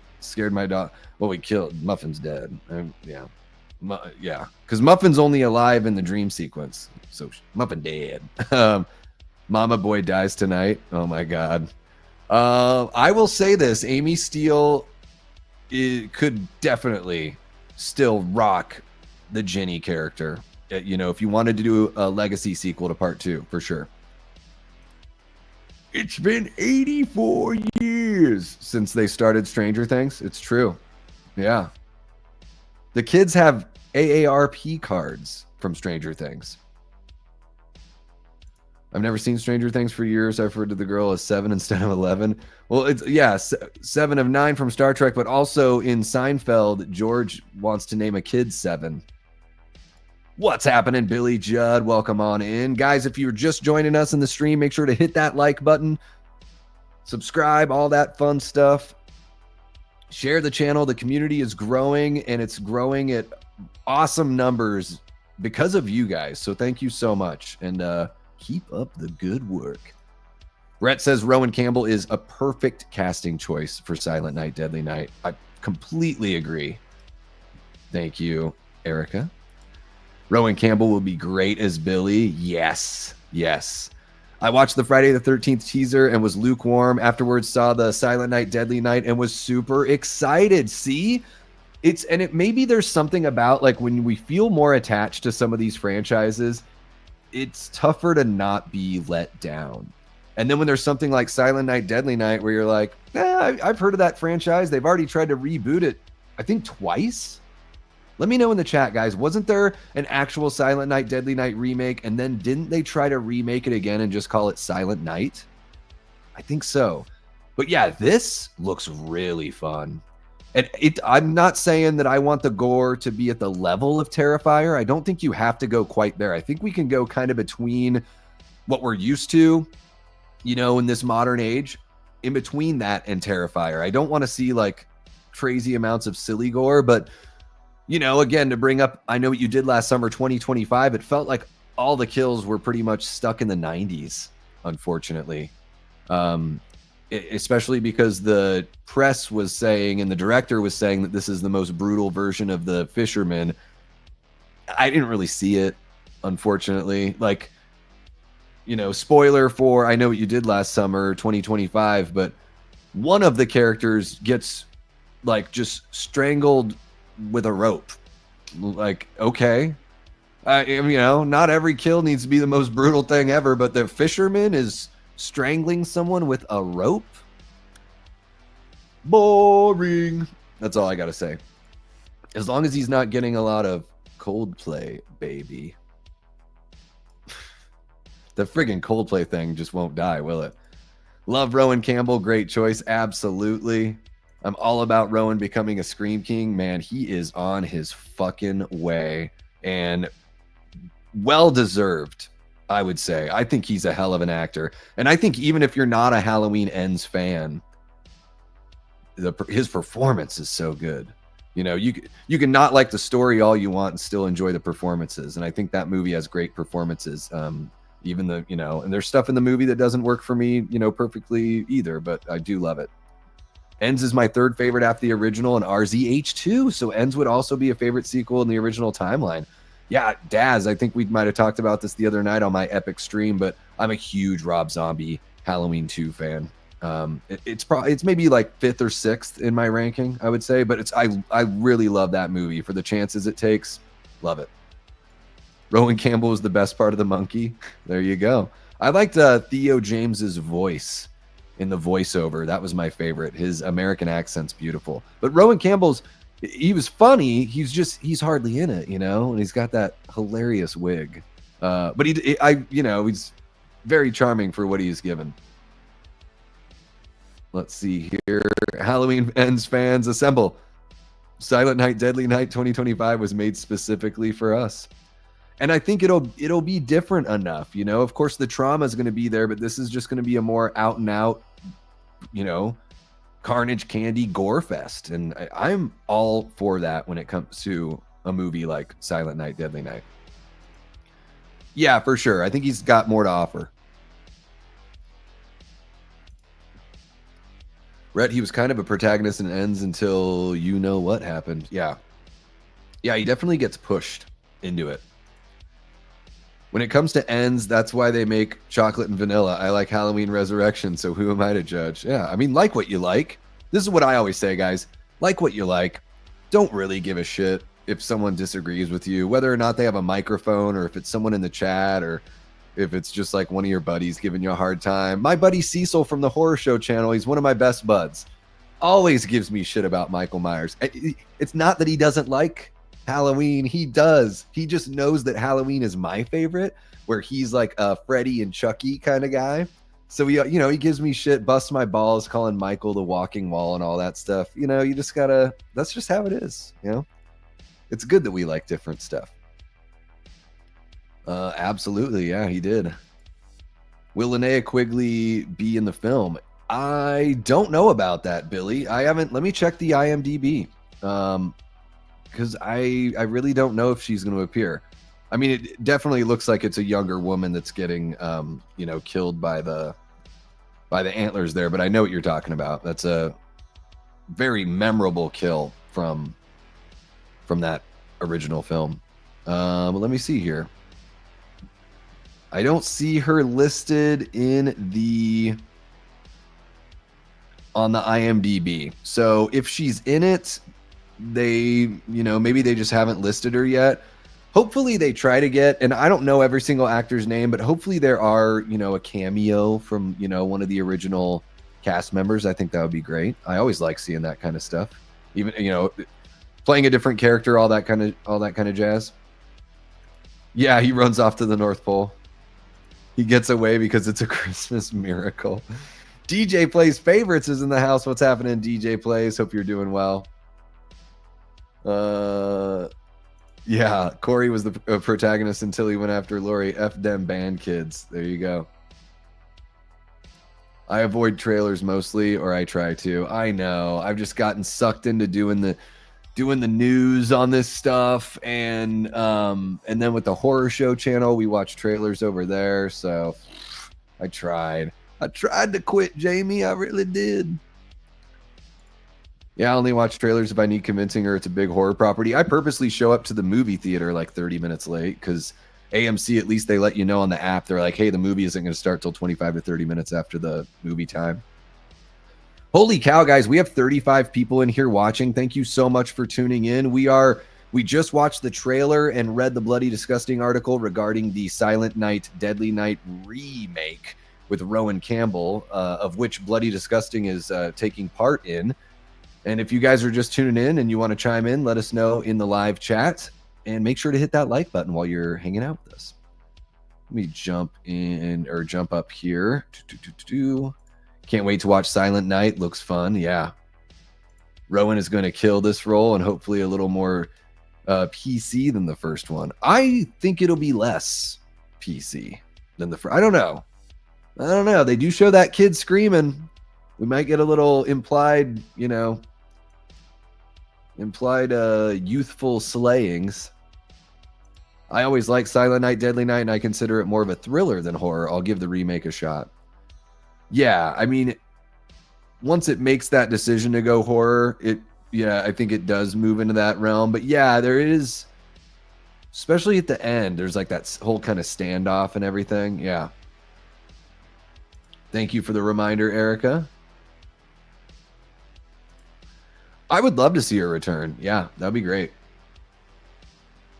Yeah, I've never seen any of the sequels either.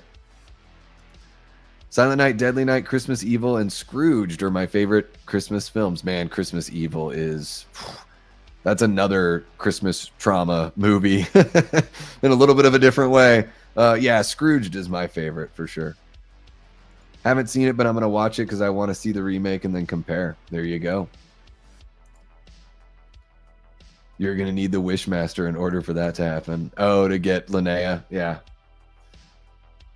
Great trailer. Just have a good story to go with and make it suspenseful. Yeah. Amy Steele. More like Amy Steal My Heart. Yeah, she is lovely, guys.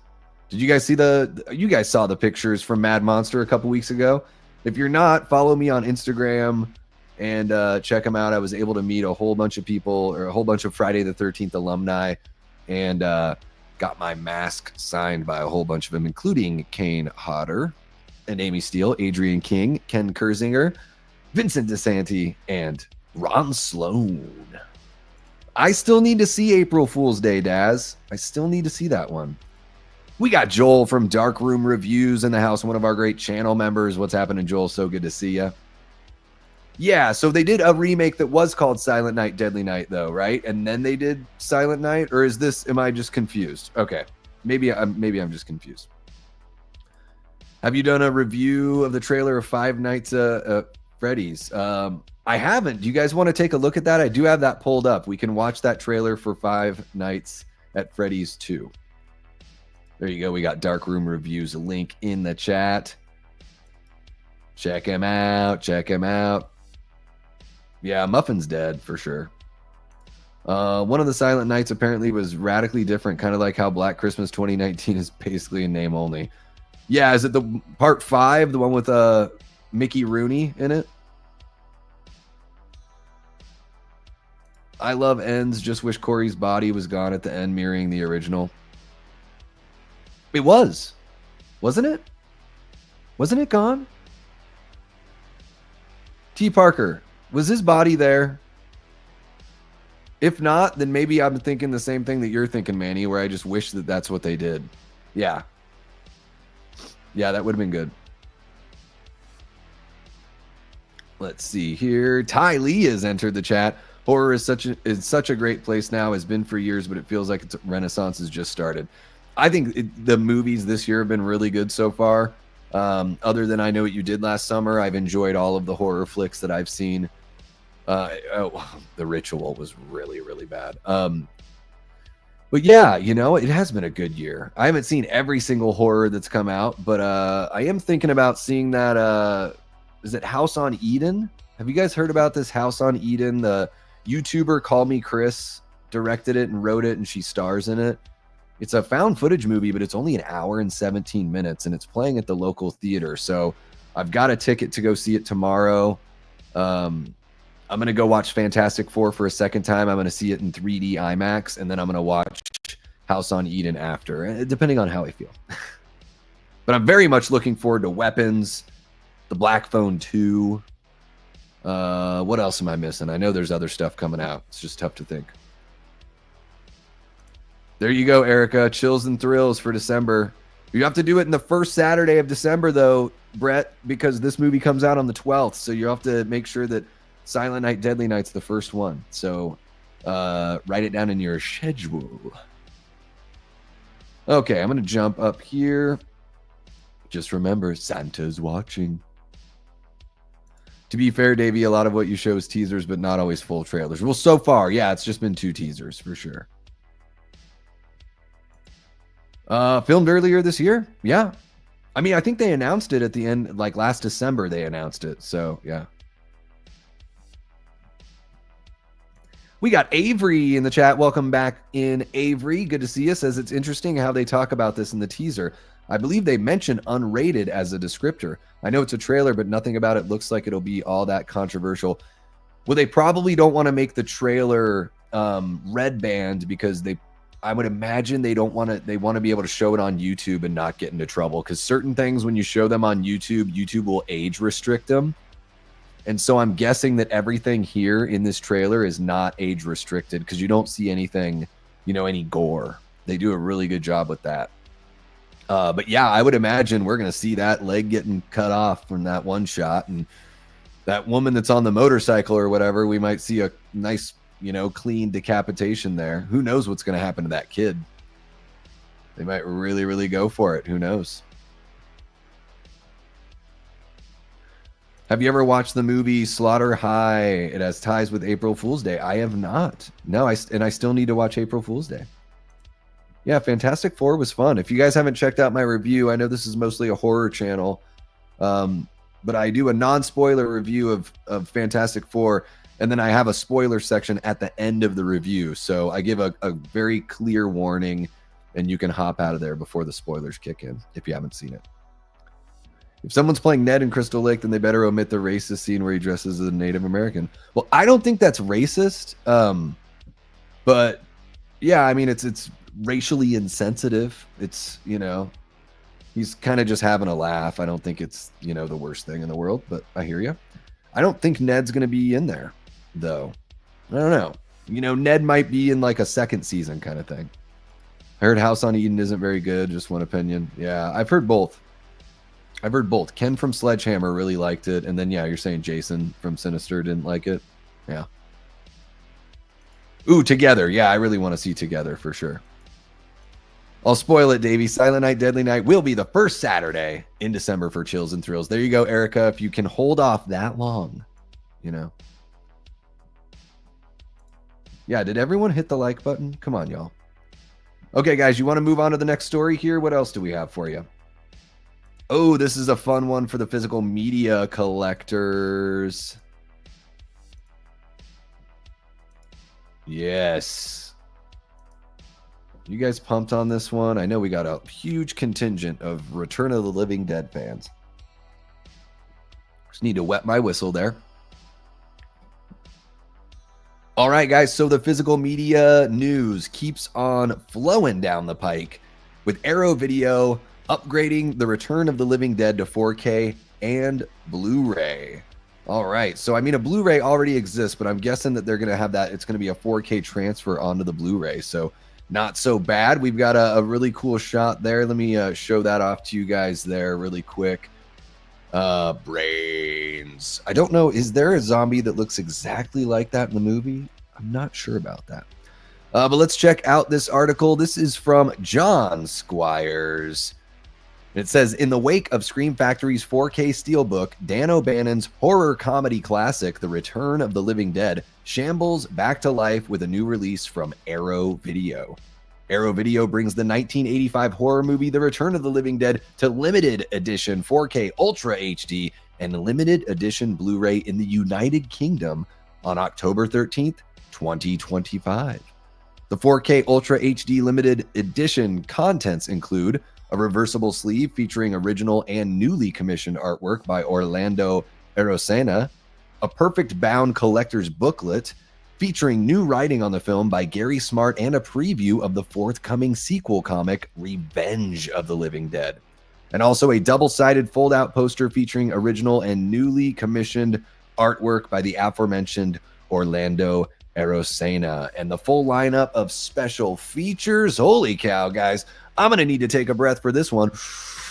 Disc 1 on the feature for the 4K Ultra HD is the 4K restoration from the original negative, the 4K UHD Blu-ray presentation in Dolby Vision, original lossless mono audio plus DTS HD MA 5.1 surround audio, optional English subtitles for the deaf and hard of hearing, audio commentary by writer-director Dan O'Bannon and production designer William Stout, audio commentary by Stout and actors Don Calfa, Brian Peck, Linnea Quigley, there you go, little Linnea Quigley action, Beverly Randolph, and Alan Troutman.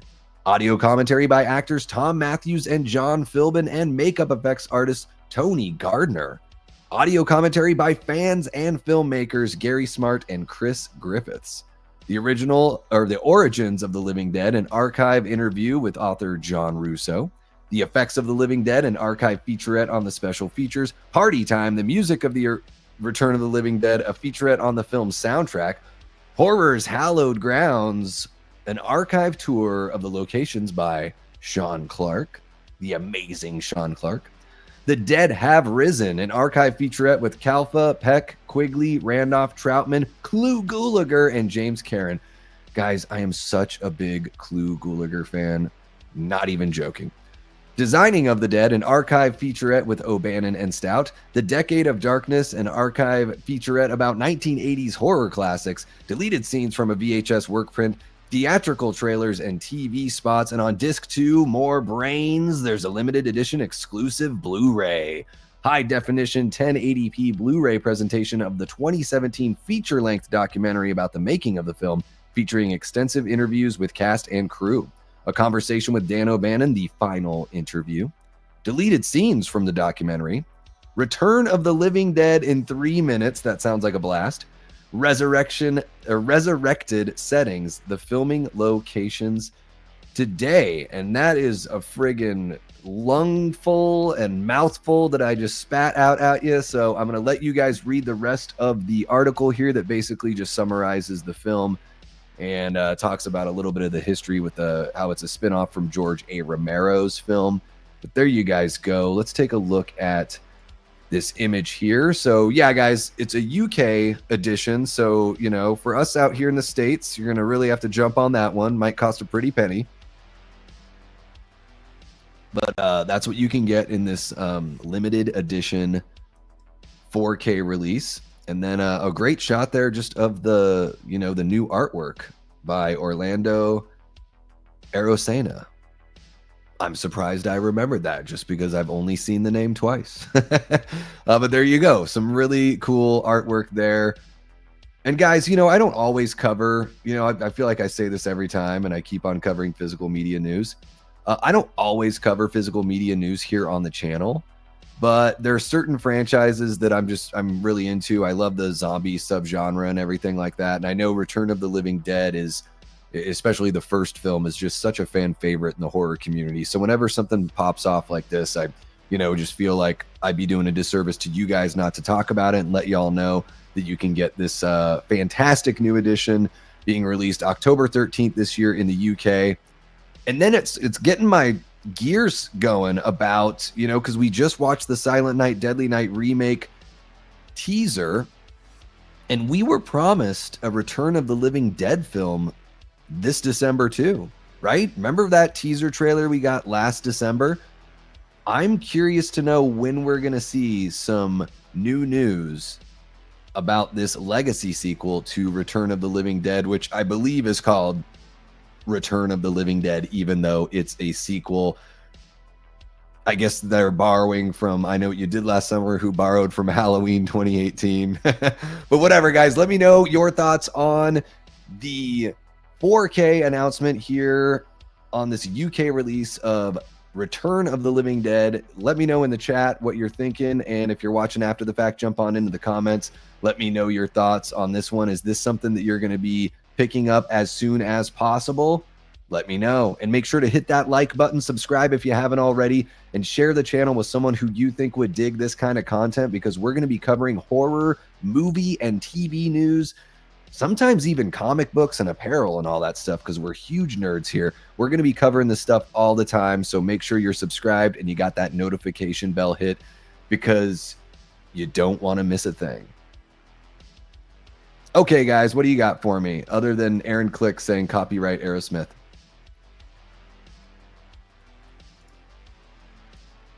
Are any of the special features new to this edition? You know, it's interesting, Aaron. I don't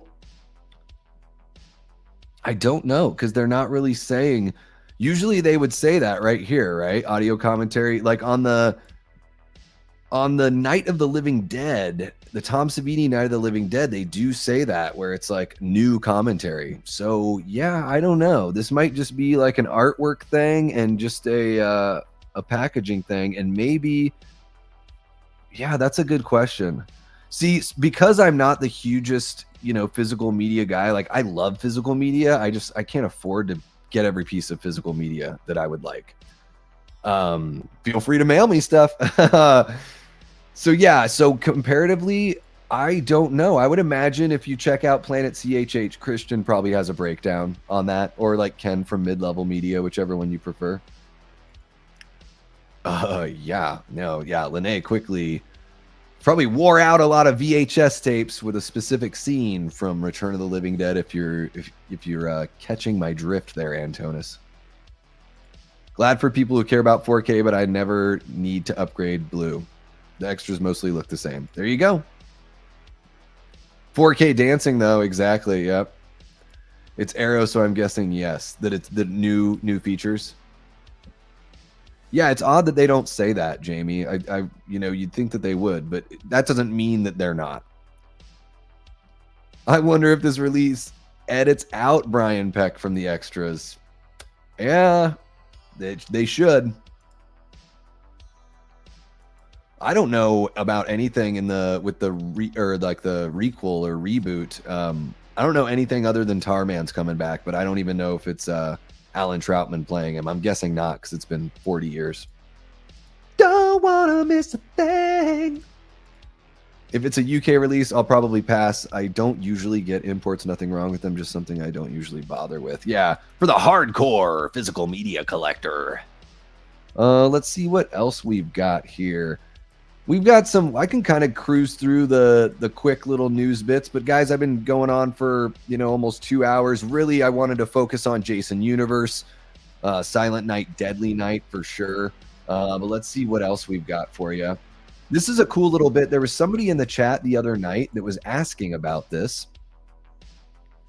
So guys, Predator Killer of Killers extended cut featuring Arnold Schwarzenegger debuts tonight on Hulu, and this was on the 25th, so this was last night. But guys, they've put Dutch into Predator Killer of Killers. The other night when I was live on Tuesday, I can't remember who it was because it was an almost 11-hour stream. Yes, you heard that right.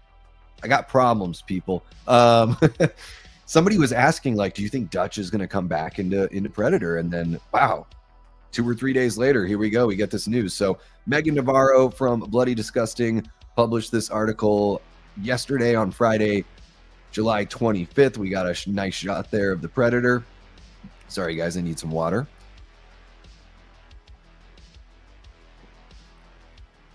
Megan Navarro's article says it's not over yet. Hulu is debuting a new extended cut of Predator Killer of Killers tonight, bringing with it the long-awaited return of 2 major Predator franchise characters. At San Diego Comic-Con today, Prey filmmaker Dan Trachtenberg announced that the new cut of the animated anthology will begin streaming tonight at 7 p.m. Pacific and features an epilogue scene. Wow, you can tell I've been streaming for a couple hours. Features an epilogue scene. Holy cow! Features an epilogue scene featuring Arnold Schwarzenegger's Dutch character from the original 1987 movie, as well as Danny Glover's Lieutenant Mike Harrigan from Predator 2.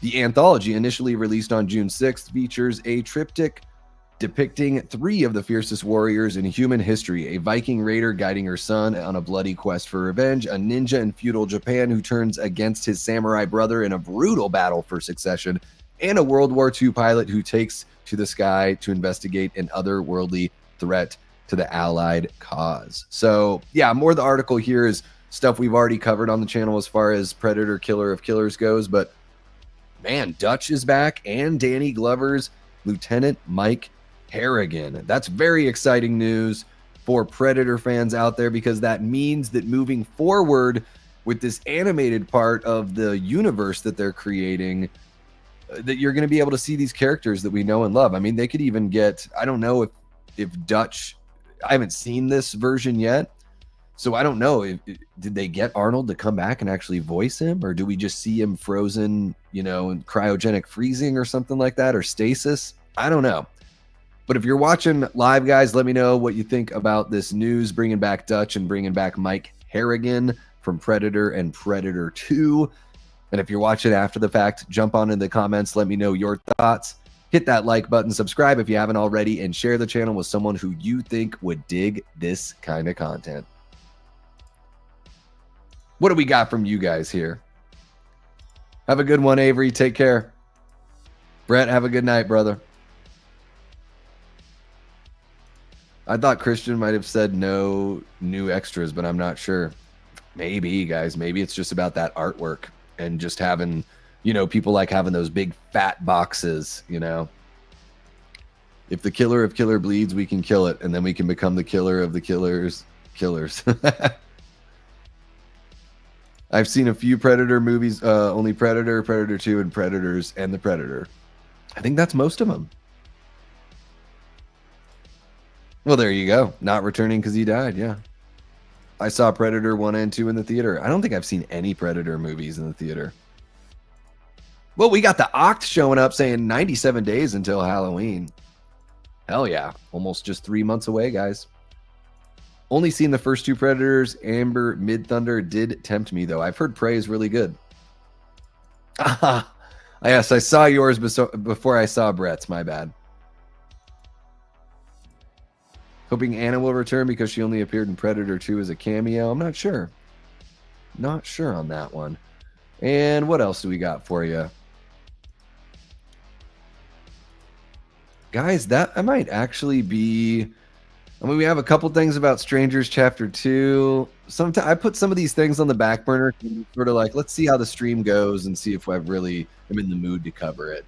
And then we got some Five Nights at Freddy's. You know, the sequel's trailer officially dropped. And then we've got a trailer here for The Long Walk, which really doesn't look very interesting to me, unfortunately. I watched it earlier just to see. So, I don't know, guys. I might kind of just jump on over and kick it with y'all for a few minutes. If any of those stories sound like something that you guys want to go over, you know, The Long Walk, Five Nights at Freddy's, and The Strangers Chapter 2, let me know in the chat and we can have a little show off. But until then, I'm going to do this and I'm going to do that. There we go. And now it's just me hanging out with you guys. How are you guys doing? Hope you're having an awesome weekend and Saturday night so far. Antona says, should we watch the Five Nights at Freddy's 2 trailer? What do you guys think? It is true, Billy, that Barry and Claudette, I don't know about main characters. Barry and Claudette have been cast in Crystal Lake, so we will see those characters. But I don't know. I'm guessing Pamela is going to be the main character. Maybe one of the Christies or the Christie, you know, the older Christie couple. I'm hoping we see some casting news about Steve Christie. We did get casting news that there will be an adult Jason jumping on in too. Paula would love to watch Five Nights at Freddy's. Is that the trailer you want to watch, Paula? Yeah, they were just like, messing around. They're just trying to get a little... okay. Let's go ahead and do it because Paula and Antonis want to check this out. So let's jump on over here, guys. The animatronics leave the building in Five Nights at Freddy's 2 official trailer by John Squires of Bloody Disgusting. We get that image there. Creepy stuff. The article says the hotly anticipated Five Nights at Freddy's 2 is releasing exclusively in theaters on December 5th from Blumhouse and Universal, and the official trailer has been unleashed today. Now, this was a couple days ago. Blumhouse's box office horror phenomenon, Five Nights at Freddy's, the highest grossing horror film of 2023, begins a blood-chilling new chapter of animatronic terror this December. Based on Scott Cawthon's... How do you say that name? Based on Scott Cawthon's blockbuster horror game series, Five Nights at Freddy's 2 is again directed by acclaimed returning filmmaker Emma Tammy of The Wind and Blood Moon. The first film followed Mike, a troubled young man who reluctantly takes a job as a night security guard at an abandoned theme restaurant, Freddy Fazbear's Pizzeria, hoping it will help him retain custody of his young sister. That fateful decision instead drags him into the black heart of a supernatural nightmare. Mike's story continues in the upcoming sequel. And it's been 1 year since the supernatural nightmare at Freddy Fazbear's Pizza. So let's go ahead and check out the trailer here. Jim Henson's Creature Shop once again handled the animatronics. Okay. Yeah, let me put a pause on the music here and let's check out this trailer. Shall we? Boom, there we go. Okay, here we go, guys.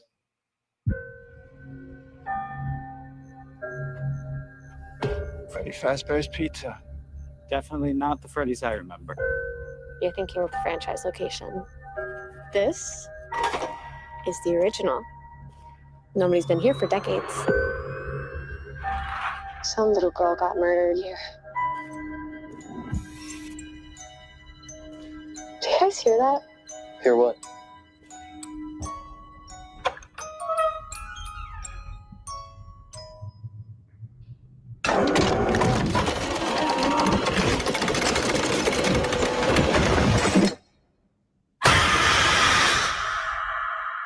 Great sound effect with the screen. So this is what it's like? Being normal? I think we've come pretty far, considering what we've been through. How's Abby? Some days she's good. Some days she misses her friends. This story that you're gonna fix those animatronics? It's only giving her false hope. Can any of you hear me?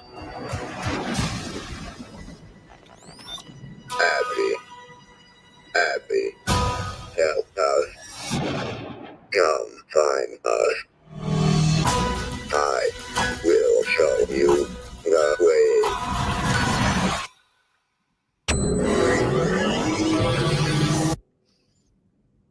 Oh no. They're out there, Mike. Where? Everywhere. Where are you gonna run to? We're not done with you.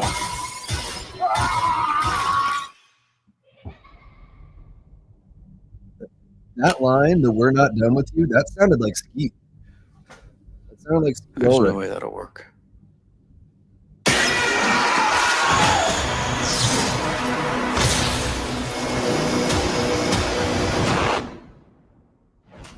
All right, there we go, guys. Yeah, I know nothing about these games. Like I had to watch I watched like a game theory episode before I went and saw the first movie with Cecil. And you know, I really fresh to all this stuff. Excuse me. And I enjoyed the first movie pretty all right.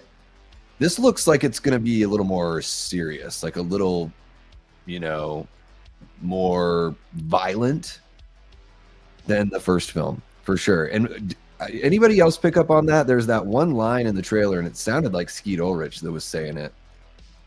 Paula says it is him. Well, I know he's in the movie. That was Skeet. Okay. Yeah, I figure I'm like, he's just got that, he's got a distinctive voice. So super pumped that he's involved here. I mean, you know, of course I love, you know, Skeet and Matthew Lillard, and I'd imagine Lillard's going to be in the movie too, because he says he doesn't ever die. So I'm sure we'll get him back also. And, you know, I believe what the last movie was alluding to, if I remember correctly, is one of the versions of Freddy that shows up at the, you know, I think towards the end of the movie. I think we're led to believe that that might be Mike's long lost brother. So, you know, he keeps on having that recurring dream about. So that would be pretty wild. So yeah, you know, it's tough for me to get like really excited about this stuff. Just because it's something that I'm like, you know, I haven't played the video games or anything like that, but I know Cecil's really pumped on this. I hope he asked me to go to the theater with him again, since we saw the first one together, you know, at a press screening. It was one of my first press screenings. I think it was the second one I went to. I think it was Thanksgiving and then Five Nights at Freddy's. And I had a good time. Like after watching that movie, I was like, man, if I were like 7 or 8 years old, this would be the movie I would get at every sleepover, every birthday party sleepover. It would be like, you got to get Five Nights at Freddy's. And it looks like the movie is maybe aging up with that audience that saw, you know, the first film back in 2023. So yeah, there's a Five Nights at Freddy's 2 official trailer. And with that, let's just go back to hanging out here with you guys. There it is. Looks scary. Five Nights at Freddy's isn't for me. Yeah. That was something. Yeah. Yeah, me too. I haven't played them.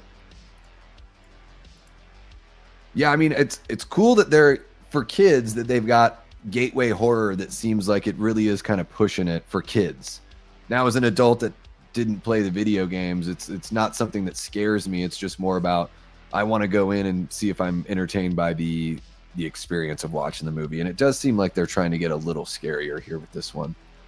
But yeah, guys, holy crap. Here we are. Been on for 2 hours and 15 minutes covering the news. You guys are amazing for kicking it with me.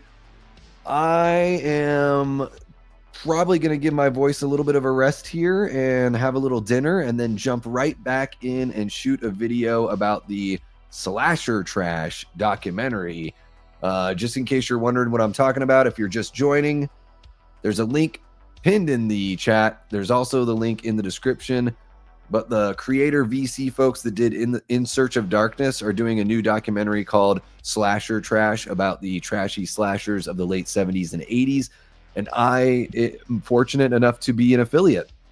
So if you use my link that's pinned in the chat and in the description, you'll be helping out the channel and you can support these great filmmakers. So just something to keep in mind. Since Markiplier was cut from FNAF 1, he needs to be in the sequel. He's kind of the king of, yeah, and I don't even know who that is, but maybe that's one of the new characters they're introducing there, Billy. I am just so far out of the FNAF kind of game, but yeah, maybe that's going to be one of the new characters there. Maybe that's who Skeet is voicing. Oh, it's a game. Markiplier isn't a character? Cut from FNAF 1. He needs to be in the sequel. Oh, he's a game dude, like a gamer. Oh, well, whatever. See, I extra don't know what I'm talking about because I don't even know who the people are that are famous for playing this game. I don't follow any like people that like stream games or anything like that. So I'm totally out of the loop. But yeah, guys, I'm gonna give my voice a rest, have a little bite to eat, shoot a little video. You all have been awesome for hanging out with me and kicking it as we talk about the Jason universe news and the Silent Night, Deadly Night, all that kind of stuff. It's been great kicking it with you. Really appreciate the Patreon members, man, the YouTube channel members. Love you guys so much. Thank you for helping us keep the lights on and being there to support the channel. And of course, being a subscriber, that's awesome too. In fact, one of the best things you could do is share the channel with someone who you think would dig this kind of content. So make sure you do that. Help the channel continue its awesome growth that we've been experiencing over the last few months here.